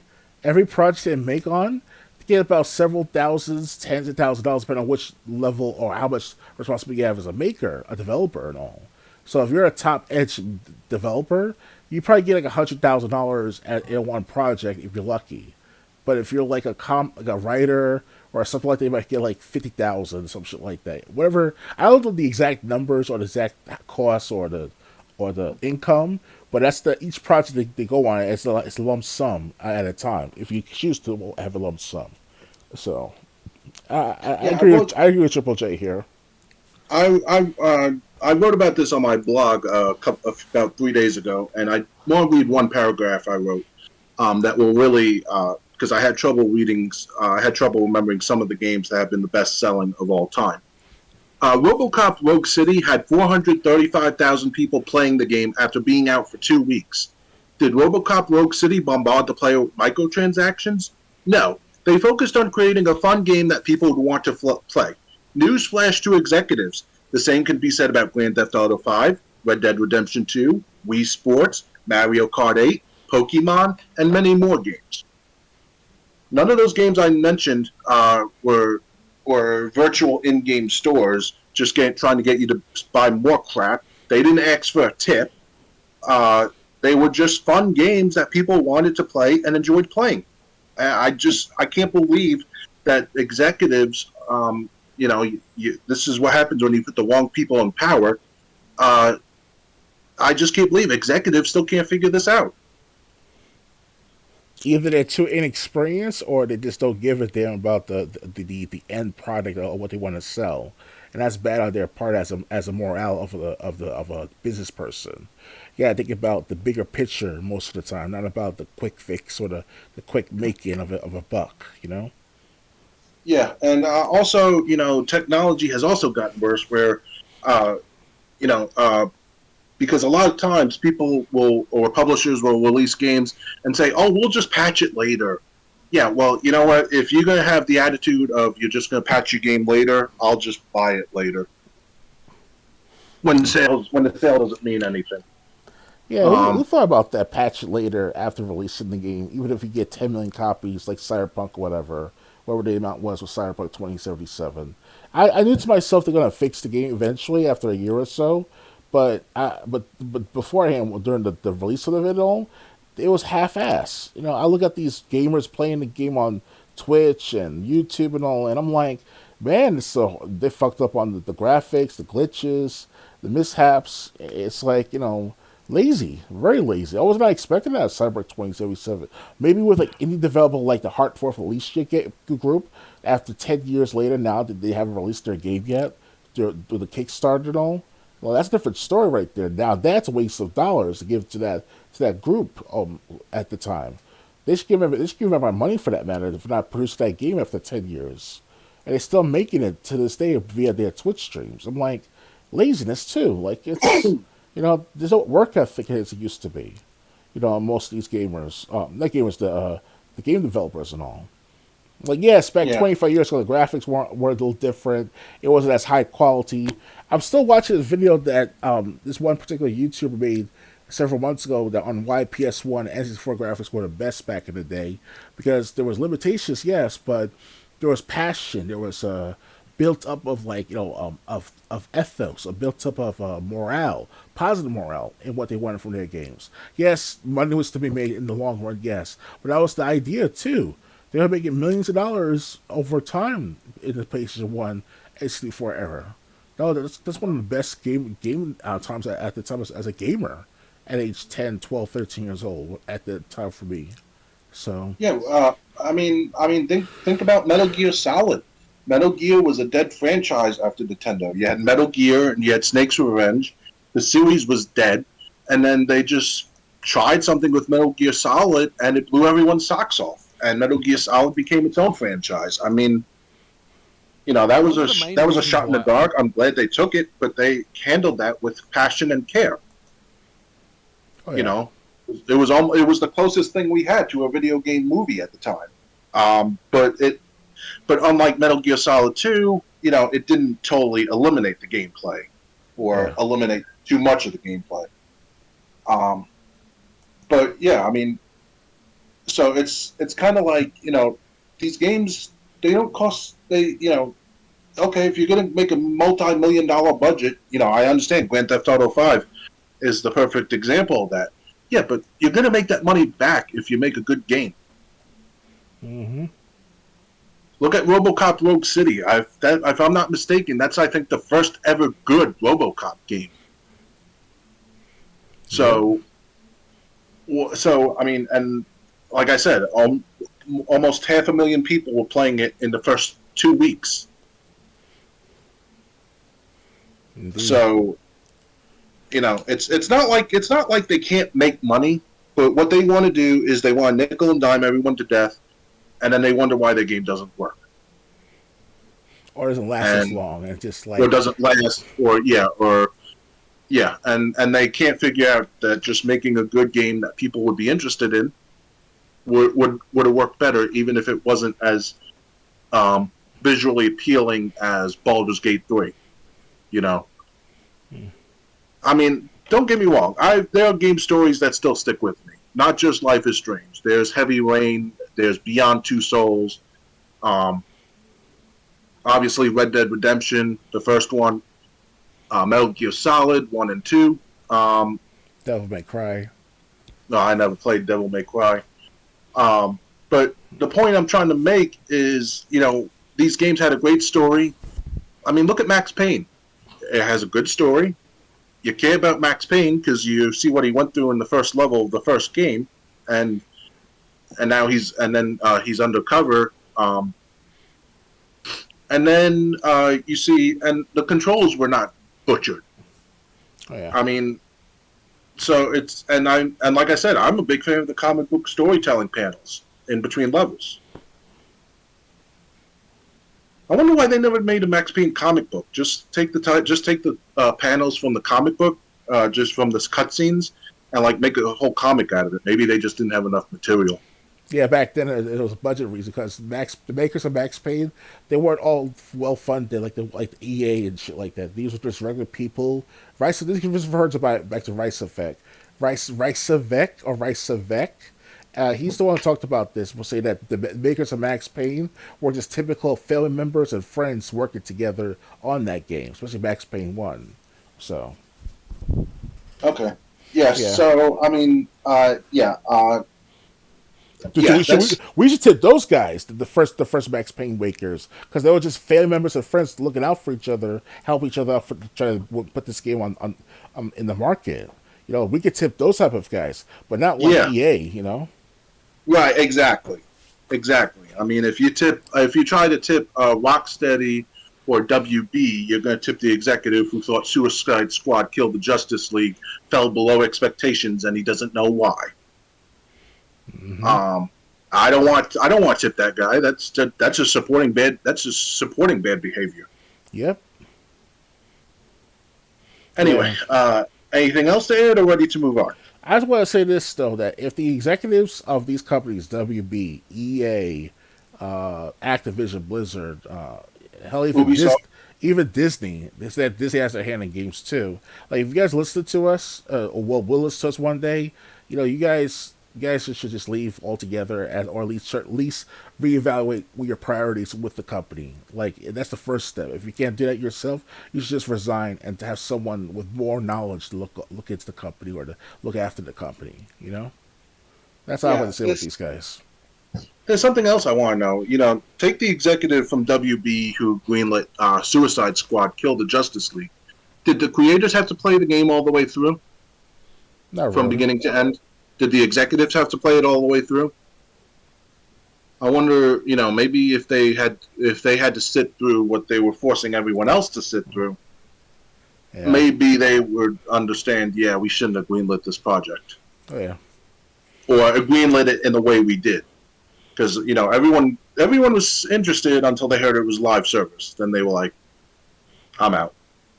Yeah, based on what Angry Joe said the other day or two in their show, in reference obviously, they were saying that there's gonna be 10, if not 8, more of these boss battles for every season up until next year. So basically, because it's like a final boss in the first season, final boss in the second season, and so on and so forth. That's like it's a repetitious thing over and over too. Different Yeah, forms, different bosses of the but same boss. it's a rehashed boss because it's Brainiac every time. He just fights like a different superhero Yep. every time. I Yep. think at first it's the Flash, and then it was the Green Lantern, or maybe that it was the Green Lantern first, and then he fights like Flash, and it's like, okay, I'd go through this multiple times. Why? But like I said, Suicide Squad Kill the Justice League has been such a dumpster fire that they said they might end up shutting the game servers off in early 2025. Uh huh. So January of 2025, which would make it 11 months since Suicide Squad came out. Not even a year. That's pathetic. Yep, some good live service that was. Yeah, if they turn it to an actual like spin-off or standalone game like that of like it's just a standalone, like just not canon, not part of the lore per se. Okay, I can understand that feeling, and it might work well with that matter to sell a regular game that is, but not some live service. Like it's just it tarnished the WB's name, DC Comics and all. It just that's all they've been doing for the last several years now. Triple J is that they've been like ruining IPs and brands and characters that we grew up on over the last several decades, if not at least a few years, and it's turned into a shit show. It, Yeah, and now Mike Ybarra thinks they should be tipped if they did a good job. if we think we did a good job, especially if they force us to. Like, we already have enough people as is not tipping to some people out there on the delivery drivers because for the last several years with the DoorDash and Uber Eats and all, the deliverers or the companies were taking advantage of them. So now they changed the DoorDash bit. I'm not sure what's like with Uber Eats. Really, I don't use Uber Eats as much, but DoorDash they started to like hold up for the tipping and add like a convenient state not state tax like a New York City tax here in New York City. They're like one of those service fees, extra service fees of $2 per Oh my. order. So you get the tax, the delivery fee, and the tip, as well as the $2 extra New York City related fiasco. Other New Yorkers who use DoorDash, they'll tell you too. They'll tell you about the matter as well. They're like, "What? Another $2?" Because we're not tipping the drivers anymore. Now it goes towards through the company or through wherever the order is, depending on what you ordered from. So even if it's different from gaming, imagine this through gaming as well. It'll be Yeah. horrible service after a while. So they If change any it game up. had a tip jar that was either optional or mandatory, that's definitely one game I'm not touching. Indeed. And Um, if we have to boycott these companies after a while, sooner or later, if this keep continuing to increase in wanting it, then I have no choice but to go back to my old games. You know. yep, yep. Hey, people thought Disney was too big to fall, and Disney has been hemorrhaging money. Yeah, that statement too So big to fail. Whoever created that thing back in the 2008 crisis, he should be slapped for that matter. I know, I'm not trying to sound like I'm being violent. It's just that motherfucker, what's wrong with you? You want too big to fail? That's me saying I'm too big to die. Or I'm too sick to die, or something like that. But we will have our problems going up and down in companies and health and all. But you can't prevent the inevitable on some of the company's bad practices, and this is one of them. When it comes to gaming and all. So yep, then that's gonna be a collapse in gaming sooner or later, or a gaming crash if ever, due to this stuff. That's one sign of it all. right. So that's all I had to say for the matter. All right. Ready to move on? Yeah, that was Okay. that was a good rant. Yeah. Next, here's what the original Doom would look like riddled with microtransactions. Okay, well, this is actually the worst version of its classic '90s FPS ever made. It has a screen. It says and up in the, it has like a normal screen from Doom, and in the middle of the screen, in a red box with yellow lettering, it says, "Please pay $2 now to continue." The original Doom, released in 1993, is a damn fine video game. But what if every time you picked up an item, you had to pay a small fee to keep playing? That seems like a terrible way to experience this classic shooter, but someone went and made that version of Doom, just in case you were morbidly curious about what the beloved shooter would look like filled with annoying microtransactions. The old school original Doom has been ported to so many different consoles, platforms, and devices that at this point it would be really weird if you didn't own at least 3 things that could play Doom. Now, I'm not counting the phone, tablet, or PC you are reading this article on now. However, while Doom has become incredibly flexible and portable to anything thanks to source ports and mods, it has also become much easier to corrupt this wonderful FPS. And that's just what someone did at a recent event dedicated to terrible technology hack. Okay. And then they got to play a video that has nothing to do with Doom. You gotta love it. Okay, just trying to get back to the article. As spotted by Tom's Hardware on April 13th, Twitter user and modder Guy Dupout posted a short video demonstrating his Doom hack. In his horrible, hellish version of Doom, the game pauses every single time you pick up any in-game item, like a new gun or health kit. At that point, a QR code appears, and you have to scan it with your phone and pay a small fee to continue. Once you're paid, Doom unpauses and you can keep playing. We need to stop wanting Doom on new things and start putting new things into Doom, said Guy Dupout on Twitter. According to the developer, this was their entry into the annual Boston Stupid Shit No One Needs and Terrible Ideas Hackathon. The event, which was held over the weekend, celebrates dumb, worthless, and horrible tech hacks and software mods. When someone asks what that actually meant, Doom is actually modified. I jammed libcurl into the chocolate Doom source port and wrote a little Python server to generate QR codes and handle the payment info. When someone asked what that actually meant, the modder provided a simple explanation. I put internet access in and then wrote a web server for it to talk to. Anyway, I hope nobody at Bethesda or Activision or any other large publisher sees this and gets any horrible ideas.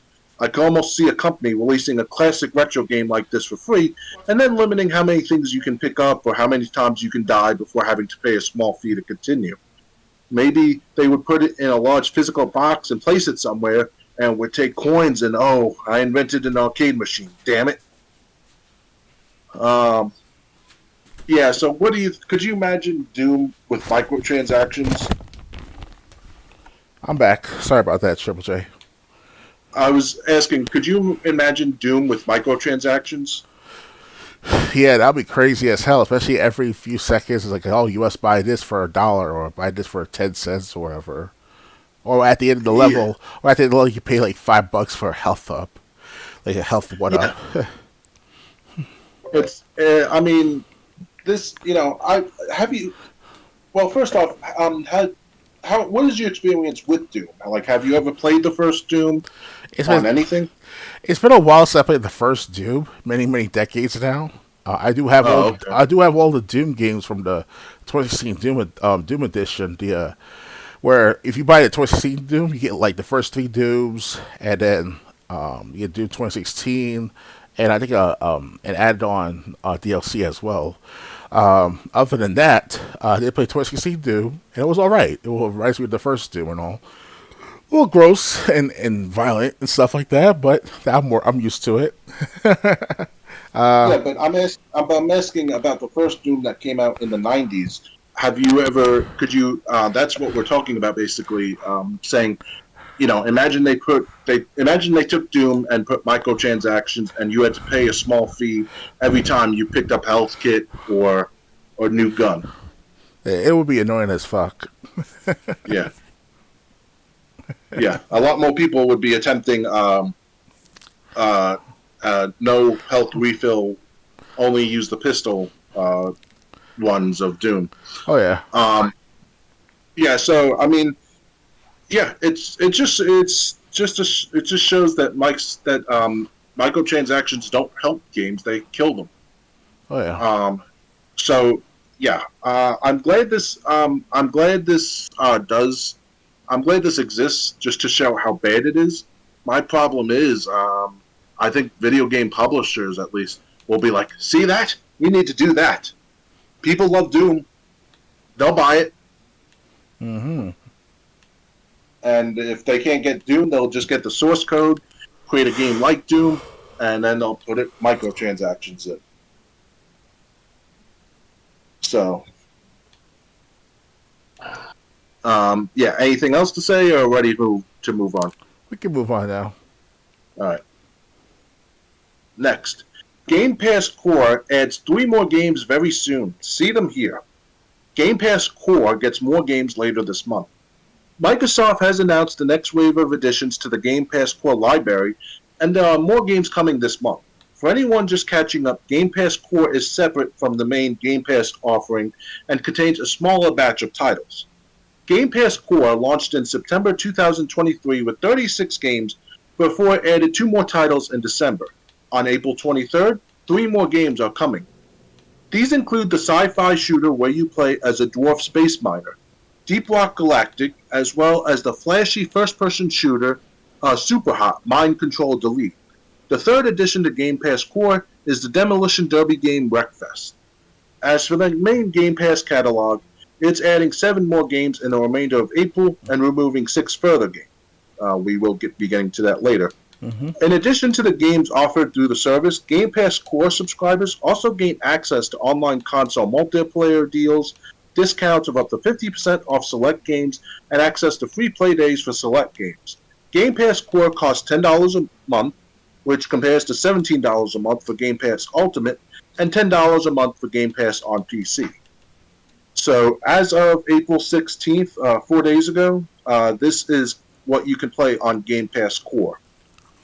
Among Us, Astroneer, Celeste, Chivalry 2, Dead Cells, Deep Rock Galactic coming April 23rd, Descenders, Dishonored 2, Doom Eternal Standard Edition, Fable Anniversary, Fallout 4, Fallout 76, Firewatch, Forza Horizon 4 Standard Edition, Gang Beast, Gears 5 Game of the Year Edition, Golf with Your Friends, Grounded, Halo 5 Guardians, Halo Wars 2, Hellblade Senua's Sacrifice, Human Fall Flat, Inside, Limbo, Ori and the Will of the Wisp, Overcooked 2, Payday 2 Crime Wave Edition, Power Wash Simulator, Psychonauts 2, Slay the Spire, Spiritfarer Farewell Edition, Stardew Valley, State of Decay 2 Juggernaut Edition, Super Hot Mind Control Delete coming in 3 days, Superliminal, The Elder Scrolls Online, Teenage Mutant Ninja Turtles Shredder's Revenge, Totally Reliable Delivery Service, Unpacking, Vampire Survivors, and Wreckfest, with Wreckfest coming April 23rd. Let me get. There's no comments. So, what do you think of these 3 games? Wreckfest, Super Hot Mind Control Delete, and the other game that's coming. Deep Rock Galactic. Yeah, Deep Rock Galactic. Are you interested in any of these games? I like to play D-Rock Galactic again. It was available for the Ultimate Pass back last year and all, but they delisted it from the Game Pass, I believe, for a while, and now they're gonna ignite it back onto the library of Game Pass. So play more of that. Very interactive, very close quarters. Yeah. Um, okay, so I played Deep Rock Galactic. I think once it was just to get like an achievement or get Microsoft rewards. Super Hot. I played the first one. I think. I've also played Wreckfest. Wreckfest. It just ended too. It just ended too soon. It looked like there was a lot more to do than there actually was to play. Mm-hmm. Um, So yeah, none. I mean, Super Hot Mind Control Delete. That's probably the best of the three that's coming. But with all the games that are already there, Shredder's Revenge, Overcooked 2, um, Gears 5. There's a lot to. There's a lot to. Um, there's a lot to have fun with, even in Game Pass Core. Right. I think Game Pass Core was $11 a month. Maybe they didn't go through with that $1 edition. So whether it's $10 or $11, not to mention you also get free play days that were usually happen over the weekend. You get access to your Xbox One games that you downloaded during Games with Gold. So for that, it's really not a bad value. I have to say. Yeah. And I also remember too. I played the original Super Hot many years ago, back like in 2018, 2019. So that's a Yeah, good game as well too. that's the one I played, the original, and it like I said, it was fun because like you could stop moving and then you could just rotate the camera. Like, okay, what's my next move gonna be? Um, Mm-hmm. so it was yeah. Super Hot Mind Control Delete in my opinion is the best of the three. Oh yeah. But with everything else that comes with the $10 charge, if it's still $10, not 11, um, honestly, it's a good value. Mm-hmm. Anything else to add, or ready to move on? Let's move on, please. All right. Next, someone bought 4,000 worthless copies of Alan Wake. Can one person own too much of Remedy's survival horror game? Probably. We've all bought a second or maybe even third copy of a game we really, really love. Longtime Kotaku readers know my obsession with rebuying Resident Evil 4, but I'm not sure there's a game I love so much that I would buy thousands of copies of it. And there's definitely not a game out there that I adore enough to buy thousands of unplayable, worthless copies of. However, someone out there really likes Alan Wake and buying silly stuff because they recently bought 4,000 worthless copies of it. The original Alan Wake, released in 2010, is a wonderful and weird action horror game developed by Control and Max Payne creators Remedy Entertainment. Its 2023 sequel might be one of the best survival horror games released in the last 10 years. And while the original game might not be as good as the recent follow-up, it's still a damn fine game worth checking out in 2024. I don't think you need 4,000 copies of it, though. In an April 15 interview with PC Games N, Alicia, an AV Tech and massive Alan Wake fan, explained why she loved the original game so much. What I love the most about Alan Wake and Remedy games in general is their way of storytelling and their absurd attention to detail, she explained. Alan Wake's 2 world especially feels truly alive with so much hidden lore that many players will miss. A lot of the lore is also just really weird and charming, and Sam Lake is a genius. Okay, just skipping the Twitter snapshots. So when Elisa saw a strange $240 listing on eBay of 2 boxes filled with download vouchers for Alan Wake, she had to have it. And now Alicia is the proud and happy owner of approximately 4,000 Alan Wake Xbox 360 promotional download cards.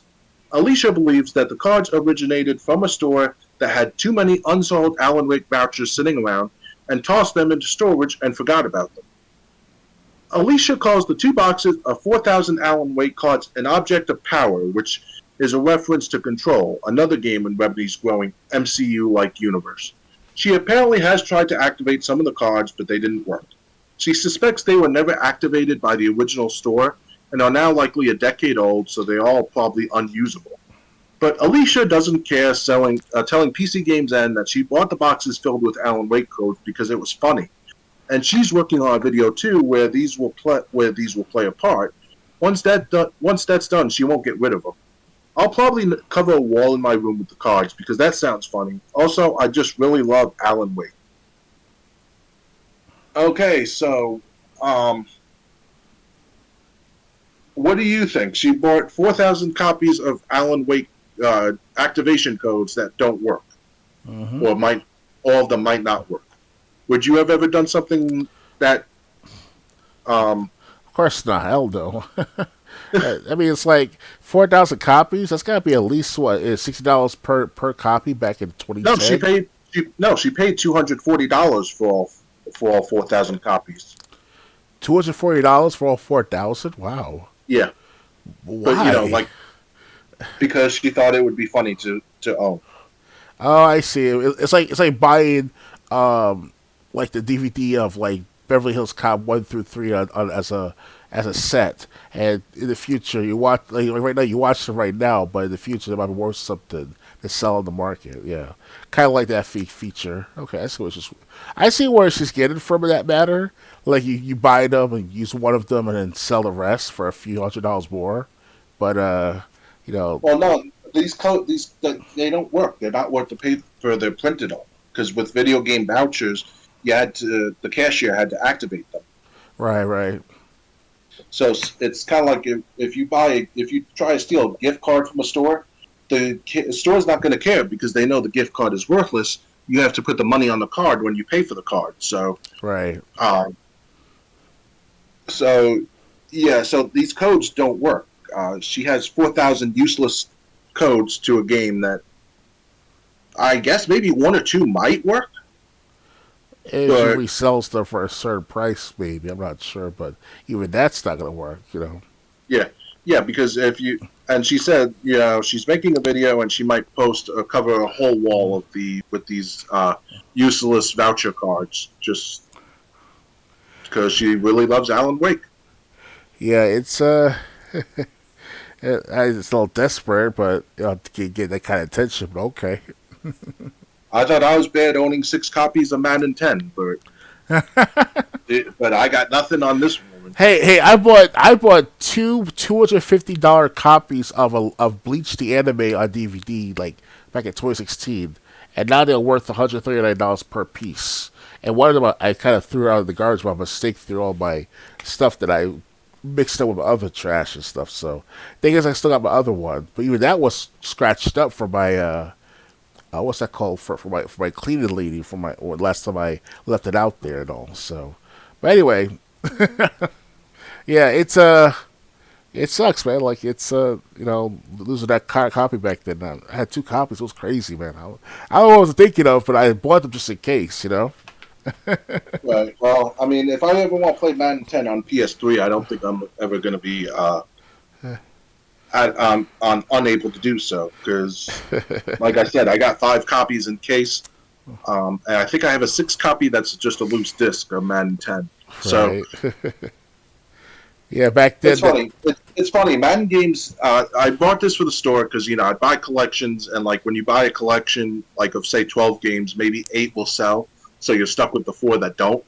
And it's like, well, and it's like these copies build up after a time, and just when it's like, do I buy Madden 10 and 11 that come with like other good games like Quantum of Solace and stuff that do sell, or do I just forego the whole collection? And it's like, no, I'm gonna buy them because I'm gonna try to resell them.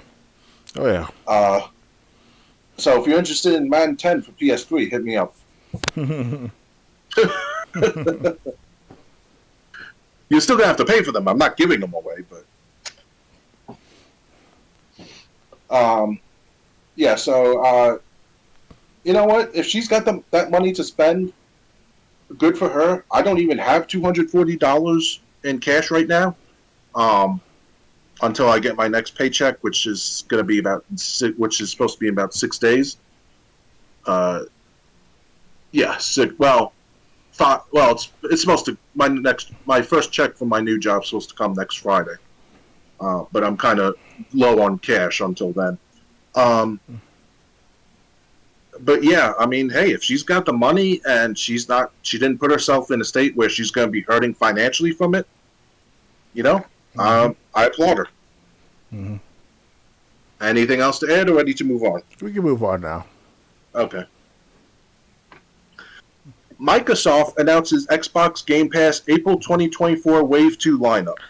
Orcs Must Die 3, Uden Chronicle, 100 Heroes, Mana Lords, and more. Um, Microsoft has announced the second wave of games coming to Game Pass in April 2024. Highlights include Orcs Must Die 3, Uden Chronicles, 100 Heroes, and the hotly anticipated Mana Lords. Out today, April 16th, is a Slow Brothers narrative game, Harold Halibut, for Cloud, PC, and Xbox Series as a day one Game Pass launch. IGN's Harold Halibut review returned an 8 out of 10. We called it a wholesome handcrafted adventure with plenty of heart. Okay. Tomorrow, April 17th, Robot Entertainment's Orcs Must Die 3 comes to Cloud Console and PC.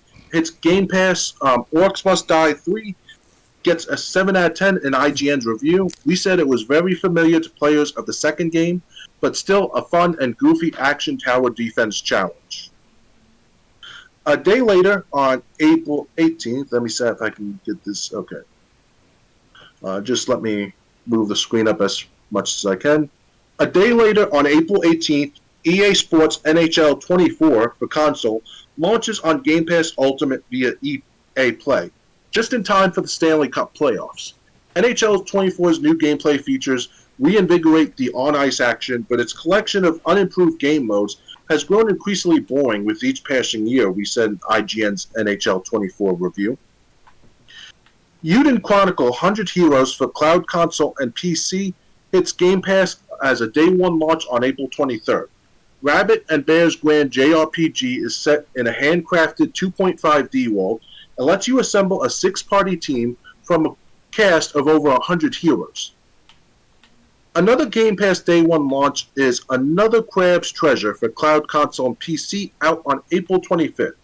Agro Crab Games' Souls-like adventure is set in a crumbling underwater world. You play Krill the Hermit Crab. April 26th sees the launch of Slavic Manager's Manic Lords, just a game preview, for PC as a Day 1 Game Pass release. Mana Lords is a medieval strategy game featuring in-depth city building, large-scale tactical battles, and complex economic and social simulations. It's the top wishlist game on Steam, ahead of the likes of Hades 2 and Hollow Knight Silksong. And finally, rounding out this month is Magic Design Studios' Have a Nice Death for Cloud Console and PC, which hits Game Pass on April 30th. IGN gave Have a Nice Death an 8 out of 10 in our review. Have a Nice Death is a punishing but satisfying roguelike with some extremely tough boss fights, but it should be a bit less stingy with long-term progression. Meanwhile, Microsoft announced more games coming to Game Pass Core, which we already discussed. So I'm going to go, again, these Orcs Must Die came 3 days ago to Cloud Console and PC. EA Sports NHL 24 came to console via EA Play 2 days ago. In 3 days, Uden Chronicle 100 Heroes will come to Cloud Console and PC. In 5 days, Another Crab's Treasure comes to Cloud Console and PC. Mana Lords, just a game preview, comes to PC on April 26th. And in 10 days, on April 30th, Have a Nice Death comes to Cloud Console and PC. 6 games leave Game Pass on April 30th. As always, you can save 20% on your purchase to keep them in your library. These games are 7 Days to Die for Cloud Console and PC, Besiege for Cloud Console and PC, EA Sports NHL 22 for console, Loot River coming to Cloud Console and PC, Pick You Nick You for Cloud Console and PC, and Ravenlock for Cloud Console and PC. Are you interested in any of the games coming or going? The one specifically Evening Chronicles, I always wanted to play that for all these years that came out. I never got a chance to play it yet. It was on the Game Pass many years ago. If not, part of the games with gold to pay for at a discount. So they can't wait to play that one. And they're recording with you guys on the matter. That's what so far. Yeah. That's about it. Okay. Yeah. Honestly, I'm just not interested in any of these games. One or two sound maybe good, um, but yeah. Honestly, I really don't care about any of the games coming or going. Um, I'm just looking at this list and just like even from the snapshots or video previews up above, just nothing makes me like, ooh, I wish I could check that out. Mm-hmm. Anything else to add or ready to move on? Outside, we can move on. Okay. Next, new Mario Kart DS shortcut found almost 20 years later. Turns out some old games do have some new tricks waiting to be discovered. The Mario Kart DS speedrunning community have discovered a new shortcut in the almost 20-year-old game, unlocking a new way for speedrunning diehards to shave some more time off a lap, as picked up by Go Nintendo. While most Mario Kart fans have probably moved on to more recent titles in the kart racing series, speedrunners are still putting the older games through their paces and discovering new tricks in the process. The latest development sees a new shortcut in 2005's Mario Kart DS, which was discovered in the Waluigi pinball level. The potential shortcut was initially unearthed by players doing tool-assisted runs, but for the first time, speedrunner iMathel has managed to hit the tricky shortcut during an actual race. It's been a very long time coming for this game, iMathel says in the video description, celebrating their first world record in Mario Kart DS. You can see how it plays out in the video above. After landing the difficult shortcut, the speedrunner challenged other players to try and land the same trick in order to beat the newly set world record, and other speedrunners rose to the challenge. The world record for a single lap in Waluigi Pinball has been fiercely contended over the last 3 days, with speedrunners using the new technique to shave multiple seconds off their runs, setting multiple new world records in the process. Nintendo's popular Mario Kart series has gone a while without a major release, with 10-year-old Mario Kart 8 as the last major entry in the franchise. While Mario Kart 9 is reportedly in development, according to a 2022 Inside Scoop, Nintendo has still yet to reveal any details about the next major installment in the franchise. No comments about this. So, what do you think about them finding a new shortcut in Mario Kart DS after all this time? Surprisingly, there's always something going on in the past gaming. Look at the time where I know this may sound negative at first, but there was this guy who played Super Mario World for how many hours, or at least his son did, and with the star map and all, or the star road map, and all of a sudden, minutes later, it just popped up on the screen saying "fuck you." You know, it just. I remember that. I mean, that's how predictable right there. Like that's like a developer's little like signature left behind there, just to show like, hey, fuck you, customer, to whoever finds this. You know. Yeah. Yeah. I saw that video. The father who learned about it from his sons said they basically, I think they had the Star World unlocked or beaten, and then they shook the Super Nintendo cartridge while it was still in the Super Nintendo, and Mario just flew up in the air like a tornado, landed on levels, and that background with stars spelling out "fuck you," lighting up and disappearing. Oh yeah. So yeah, I remember that. Yeah, but you know, there's always speedrunners finding tricks in old games, like for Metal Gear Solid. If you want to skip the boss fight with Liquid, where he's in the Hind D helicopter, basically there's a door that you can't go through because you don't have the key card. Just like throw a shaft grenade and then like stand and then press yourself up against the door, After you didn't throw the shaft grenade too far, the explosion will push you through the door, and you can skip the Hind D helicopter fight. Oh wow. Or if you somehow alerted enemies and you're standing pressed up against the door, and enemies shoot you, they'll send you through the door, and you can again skip the Hind D helicopter fight. So that's what speedrunners are doing. Um, Okay. so it's yeah. So I mean, they're always finding new tricks. I always enjoyed Mario Kart DS. Oh If yeah. you if you have a DS and you like have a commute to work or whatever, like on the train or something, and it's like an hour long commute each way or whatever, Mario Kart DS is a very fun game to play to pass the time. Oh yeah. I like how you can pick team battle. They'll assign everyone to specific teams, and you can play a set of races or select however many random tracks from the races you want. Um, and basically the whole not it's a normal race, but at the end they tally up how many points each member from each team got and show you how how the red and blue teams are doing against each other based on who scored what rank. So um, there's that. There's the normal game. There's the story mode or the challenges mode.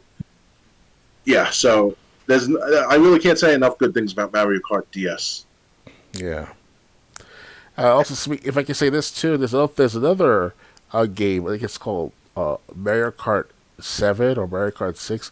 I forget which Mario Kart it was, where you see warriors naked and all. It's kind of weird. Okay. The way the YouTuber said it, you had to like I can't say it in order though, but it was a way to take out the cartridge, put it back in, press certain B button several times, use a stick control somehow some way, and one at least another you see warrior naked as you race the track and all. I don't know who would want to see Wario naked, but Yeah, I don't know how they did it, but they took like the cartridge out of it or wiggled the cartridge or something. It was something complex. I can't explain it. And then they did it. And if you look it up on YouTube, hopefully it's still there. Markiplier, I think it was who mentioned it as part of a guest speaker for the digital and video games or something like that. It's called. That's the name of the channel. It's called Digital Games or Digital Video Gaming or something like that. Each celebrity YouTuber like Markiplier, Jacksepticeye, PewDiePie. I think Dashi a visitor of that site too. I'm not sure, but basically the mainstream YouTubers on that site talk about games. You know, it was pretty cool. I hope they still have it to this day. That channel. okay. Yeah, check it out.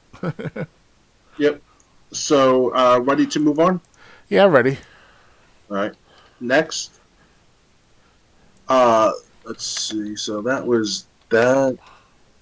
GTA 6 publisher cancels $140 million in new projects and lays off hundreds. Take Two is the latest big game publisher to can developers. Okay. Grand Theft Auto 6 publisher Take Two Interactive announced massive in SEC filing at the end of business today. The company revealed it will lay off 5% of its roughly 11,000 strong workforce and has canceled several in development projects valued at $140 million as an effort at nationalizing its pipeline. The company estimates that it will incur approximately $160 million to $200 million in total charges in connection with the plan, Take Two wrote in its filing. The company expects $40 million to $60 million of the total charges to result in future cash expenditures.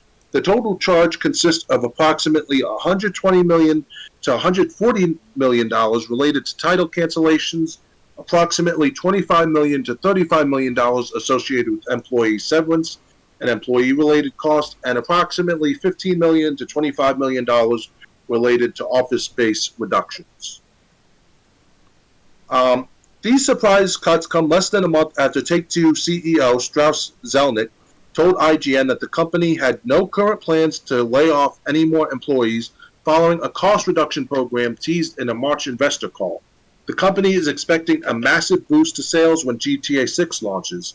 It's currently slated to arrive in 2025. Take-Two recently announced a plan to acquire Gearbox Entertainment, maker of the loot shooter series Borderlands, which is published by its 2K label, for $460 million by the end of June.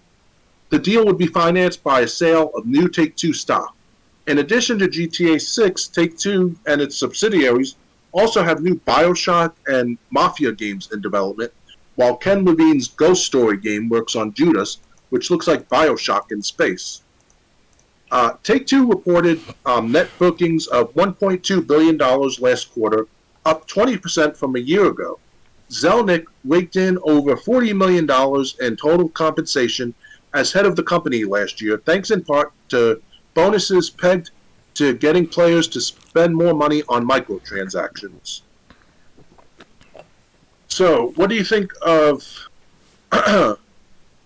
Take-Two laying off 5% of its workforce? And $140 million in new projects too. Damn, Yeah. that's a lot of money right there. I mean, it's enough money to buy some booze and beer and girls Yes, and yes, all. yes. We all know your fantasies. Yes. Back to reality. Yes, back to reality. Oh, good reality. Oh, no, I'm a horrible Eminem rapper. Anyway,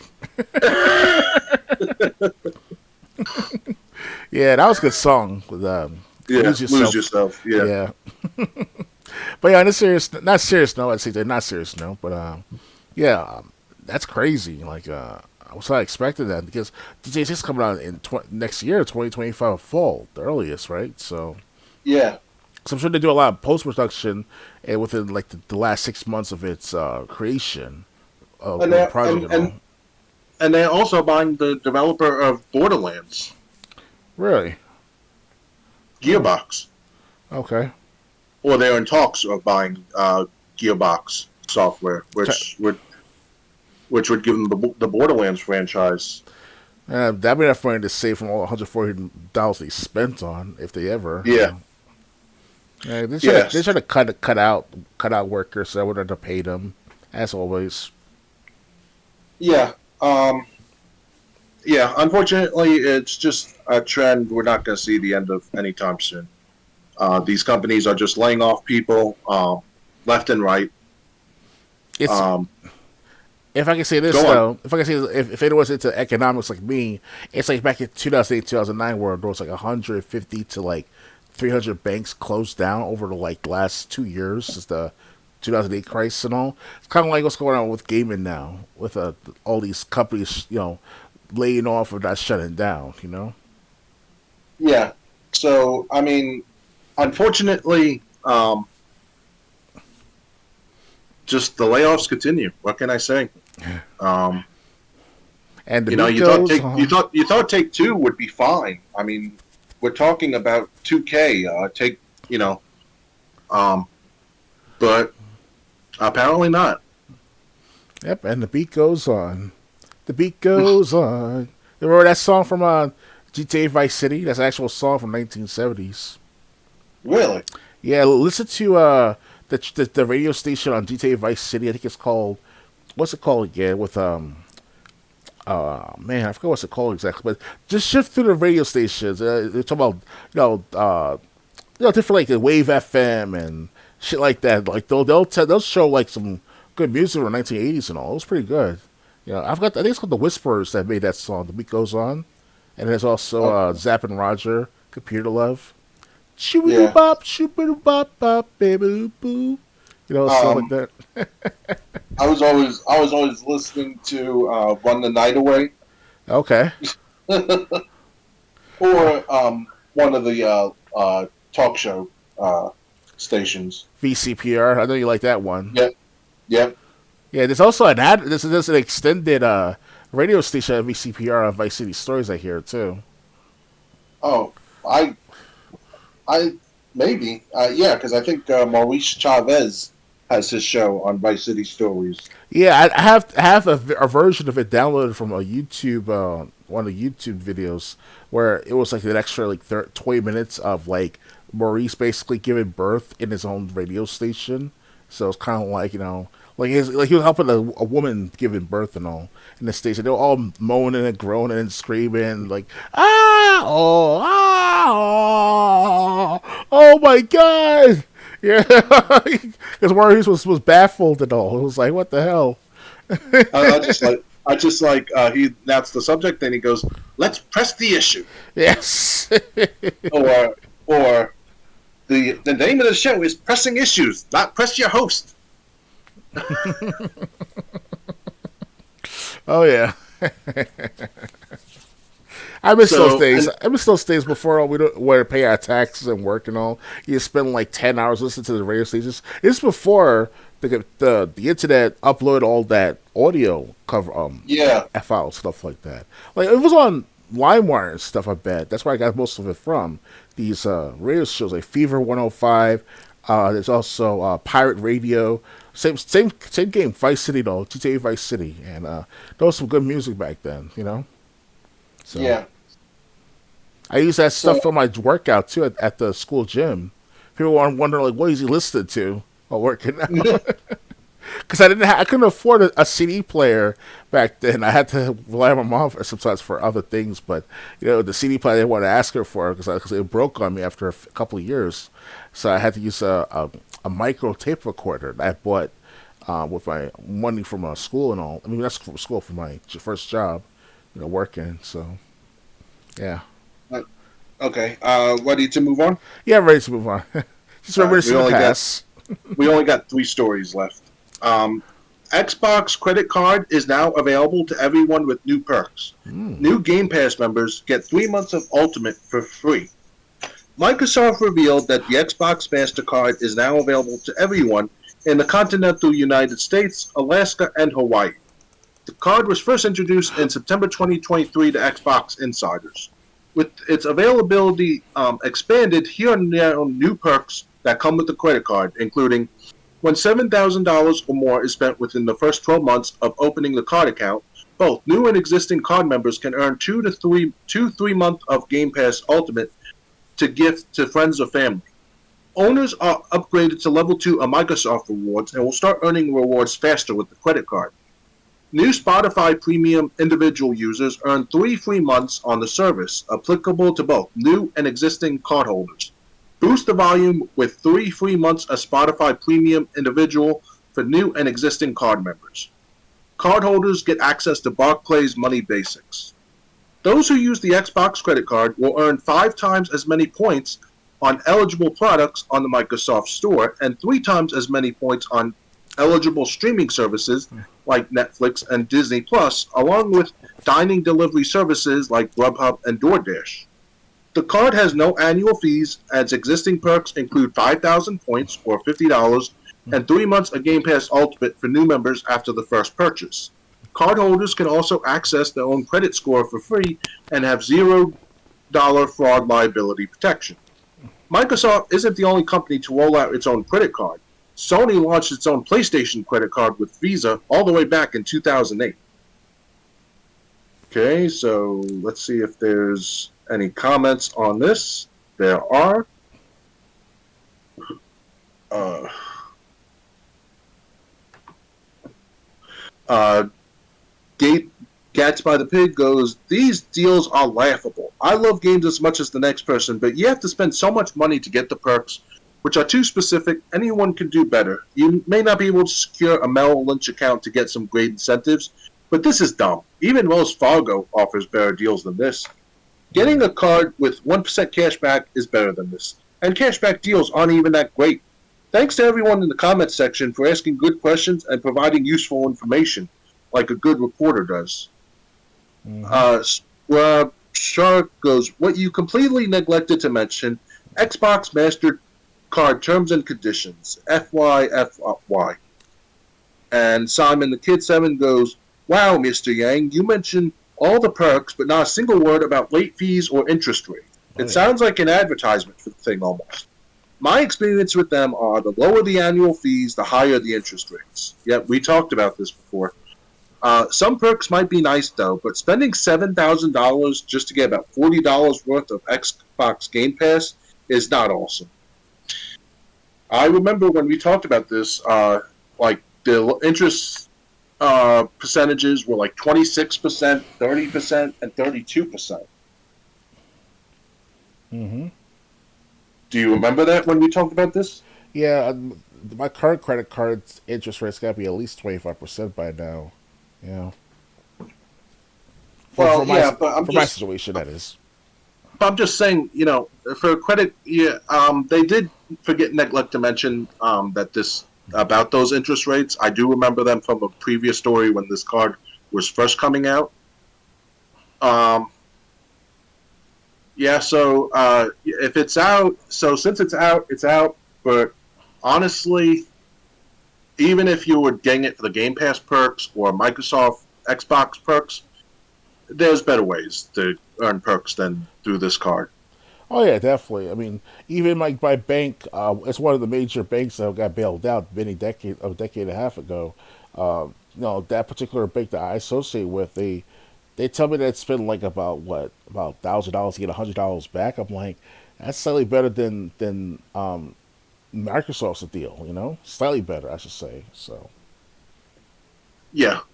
So I mean, if you want to get this card, you go ahead, but keep in mind the lowest interest rate you'll be paying is 26%, oh yeah, at least 25% if you start out as a good creditee, I should say. Excuse me. but it could go up to 32%. And this is just the starting percentages. Does it depend on the credit score that you have? I think that's what dictates it. Yeah. Yeah, because my credit score has been crappy since 2017, 2018. It's gotten much better than it once was a year ago, but still, like, I kind of like, didn't understand too. I knew that credit cards itself was a bad idea to use if you don't have money to back it up. So, Right. even as early as when I was like 8 years old, 9 years old, when I went to King's Dominion with West Virginia or Virginia with my campmates and all prior to the summer camp. My mom wouldn't let me. She trusted me to use a credit card. I told her I didn't want to use it because how are you gonna pay it back if you don't have nothing to back it up? So she actually had a credit card in my name, I believe, and I didn't want to. I said I didn't trust myself. It's just that I didn't want to overdo it and stuff. So, long story short, basically, you gotta be responsible before you take heed of the responsibility and all. So, obviously. Yeah, you don't. I mean, if you want to get your first credit card, you can get one from like Visa or Discover that'll have like a $200 or $300 limit. Just build your credit score up that way. Yeah. Yeah, back then Um, credit cards were like giving out candy back in the 90s. That's why at first they wanted us millennials to be in debt from all the credit cards and stuff because it was cheap back then. And Tom Swazi, before his scandal was abruptly exposed his deals and all, he wanted to crack down on the credit cards back in the early 2000s. This is before the problem was escalated to $1.5 trillion in credit card problems, whatever's going on right now in today's economy. So, it sucks that we don't have no people fighting for the consumers anymore, or at least at one point we did, but they got bought and paid for or got exposed to scandals. It was that bad back in the 2000s, fighting all this stuff out. So, yeah. All right. Ready to move on? yeah. Okay. Buyer beware, I should say. What credit cards are credit cards, that is.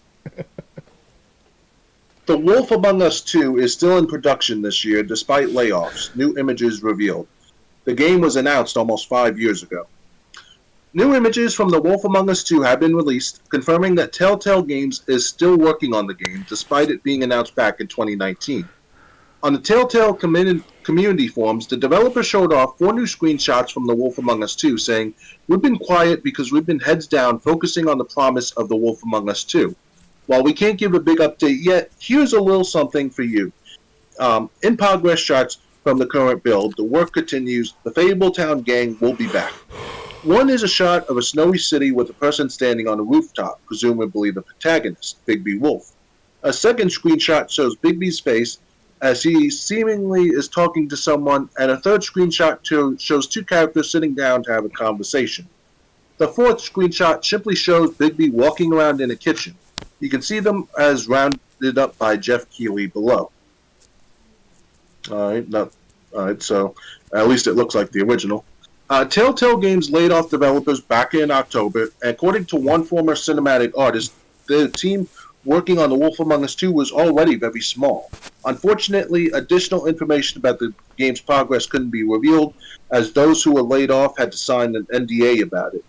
When the layoffs occurred, Telltale reiterated that the game was still being worked on and wasn't in any danger of being canceled. However, it was delayed out of 2023 with no updated release window at this time. It will launch on PAC, PS4, PS5, Xbox One, and Xbox Series. Um, so, what do you think about this? Even though Telltale Games has been laying off people, they're still working on The Wolf Among Us 2. Hey, as long as they're still making the game, it might take another couple of years at least. So be it. Because original release must be coming out this year, next year, right? Wolf Among Us It was 2? supposed to come out 20. It was supposed to come out last year, I think, Oh wow, that early. Oh wow, okay. because Uh, they announced it in 2019. But then when they delayed it, they didn't give an updated release window, so we don't know what year it's supposed to come out now. and around 2021, a year or two after as we started our podcast here, we were talking about Wolf Among Us for a while. So Yep. yeah, and we saw the trail together too. That was pretty good. Yeah. So I mean, I can't wait for the Wolf Among Us 2. It's awesome. That's still in production, even with layoffs happening at that studio, like many other studios. But yeah, so I'm. And if you haven't played the Wolf Among Us 1, definitely find a copy. Oh yes, definitely. I think I played it again before. See Wolf Among Us 2. So, 'cause I already played it, beat it once at least. And it was very Yeah. good. I don't want to spoil the end. Though. Let's just say that like it's a not cliffhanger, but it's a. I want to see more of it. Like what was the wolf doing? I forgot his name already. The wolf character. What's his name again? Big B. Big B Big Wolf. Big B Wolf. Yeah, and the Tin Man and stuff, and um, those the twins, Hansel, Yeah. Gretel. Beauty and the Beast. Oh yeah, yeah. I love it when Beauty is letting Big B Wolf into a hotel room and the Beast shows up and he's like, Big B and my wife? Ah! And then, and Big B, Beast transforms from human into his real form. Big B's transforming into a wolf, and Beast is like, "That's my wife. How could you? That's my wife." Nothing happened, motherfucker. What's wrong with you? And then they fall through the hotel room, and then they fall through the hotel room that Beauty was letting Big B into, and Wolf scratches Beast's eyes Oh to wow. get Beast off him, and then when Beast is clearing his eyes, he sees all the blood in the room, and he's like, "What happened here?" And Beauty goes, "I'm not sleeping with him, you idiot! I'm the nighttime manager here." Yeah, man. What's wrong with you? And Wolf wanted to check for clues, so basically he tells Beauty tells Beast to go in the hallway, make sure no one comes out, while Big B checks the room to see if there were any clues. I'll leave it there. Yes, it's intense during those episodes. Yeah, it's a lot of fun. Yeah. My dog's whining at me, so let's just get the next story done with. Oh yeah, definitely. Let's move on. All right. Prison Architect 2 gets last minute delay to September. The game has been denied parole. The jail simulator game Prison Architect 2 has been delayed once again. It was initially due out in March, been delayed to May, now it's coming out on September 3rd. Despite being less than a month away from release, publisher Paradox Interactive has revealed that Prison Architect 2, oh, my dog's just whining at me, has been running into problems. Recently, we ran some stability tests on our latest version of the game and noticed unexpected issues occurring too often, especially on low-spec configurations, Paradox Interactive explained in a statement to Eurogamer. Once we identified the issue, we started working on improving Prison Architect 2 memory usage to mitigate the situation. Overall, the work has been successful, and we have seen improvements on lower-spec machines and consoles. The publisher went on to say that the memory fix gave way to new issues such as crashes, especially on other PC configuration. Remedying them took time away from polishing the game up for release. While there is a certified version of the game on all platforms ready for launch, the publisher wants to launch it in the best state possible, hence the lengthy delay. It believes the new memory usage system will significantly improve player experience in the long run. Paradox Interactive also issued a statement this week about another game it published, City Skyline 2, addressing the game's rough date and rushed content plans. The first Prison Architect game was released in 2015. In GameSpot's Prison Architect review, we said that's the strange duality of Prison Architect 2. Provides a gripping God's eye view of an element of society the Sims and Sim Cities of the gaming world dare not touch, but it is so beholden to the idea of being a game that it threatens to neutralize the considerable number of strong, lasting aspects it possesses. Prison Architect 2 will launch on PC, PS5, and Xbox Series. There's no comments. Okay, in a few minutes. Um, so, what do you think of Prison Architect 2 being delayed? Are you interested in Prison Architect 2? I've heard of the first Prison Architect for a while now. It was available for Game Pass at one point, and I never got a chance to play it yet. I think it's also available too on Games with Gold. I think I own a copy of it too, of the first Prison Architect game. I'm not sure, but I remember I have ownership of one of those type of games because it looked good at first. To see what's like to be in a prison and you gotta cook, you gotta clean, you gotta stay in the prison and see how you get the hell out of it. Prison, gotta trust a few people and all. So it's pretty interesting. Yeah, but I should try to play that game sometime one day. Yeah, I just have to pick up my dog because he's whining because he wants to go out. Yeah. So yeah, I mean, I never played Prison Architect 1 or 2, but it does look like a fun game. Um, if you wanted to see what it would be like to I think run your own prison, because you're designing it. So, um, but yeah, so if you were looking forward to this game, it's been delayed to September now. Okay. And that's it. That's all the stories we had for tonight's podcast. 2.5, almost 2 hours 45 minutes. Oh yeah. Um, like I said, I gotta walk this one, so I'm gonna keep the ending short. Do you have any plans for tomorrow? Video, like content wise? Maybe tomorrow. I'm not sure really. I can do a gameplay of Cyberpunk 2077 with you guys. So that's between tomorrow and later next week, of course. So Okay. Yeah, I don't know about tomorrow, but I'm definitely good. I've been putting off Let's Plays because I don't want to move my laptop from one table to the other so the capture device can reach, but I'm definitely going to try to get back to doing that. I don't know how much, I mean, like I said, Fridays and Sundays are my free days, but usually I spend that free time working on my online stores, so but I think I'm going to try to fit like let's plays into the schedule like I usually do for Total Extreme Wrestling 2020. okay. Um, yeah, so I hope you enjoyed this. Follow me if you did. Our next podcast will be in 2 weeks on May 4th. Um, before we go, do you have anything else to say? That's all for today. All right. Good night, everyone. Happy 420, guys. Have a nice day. Bye.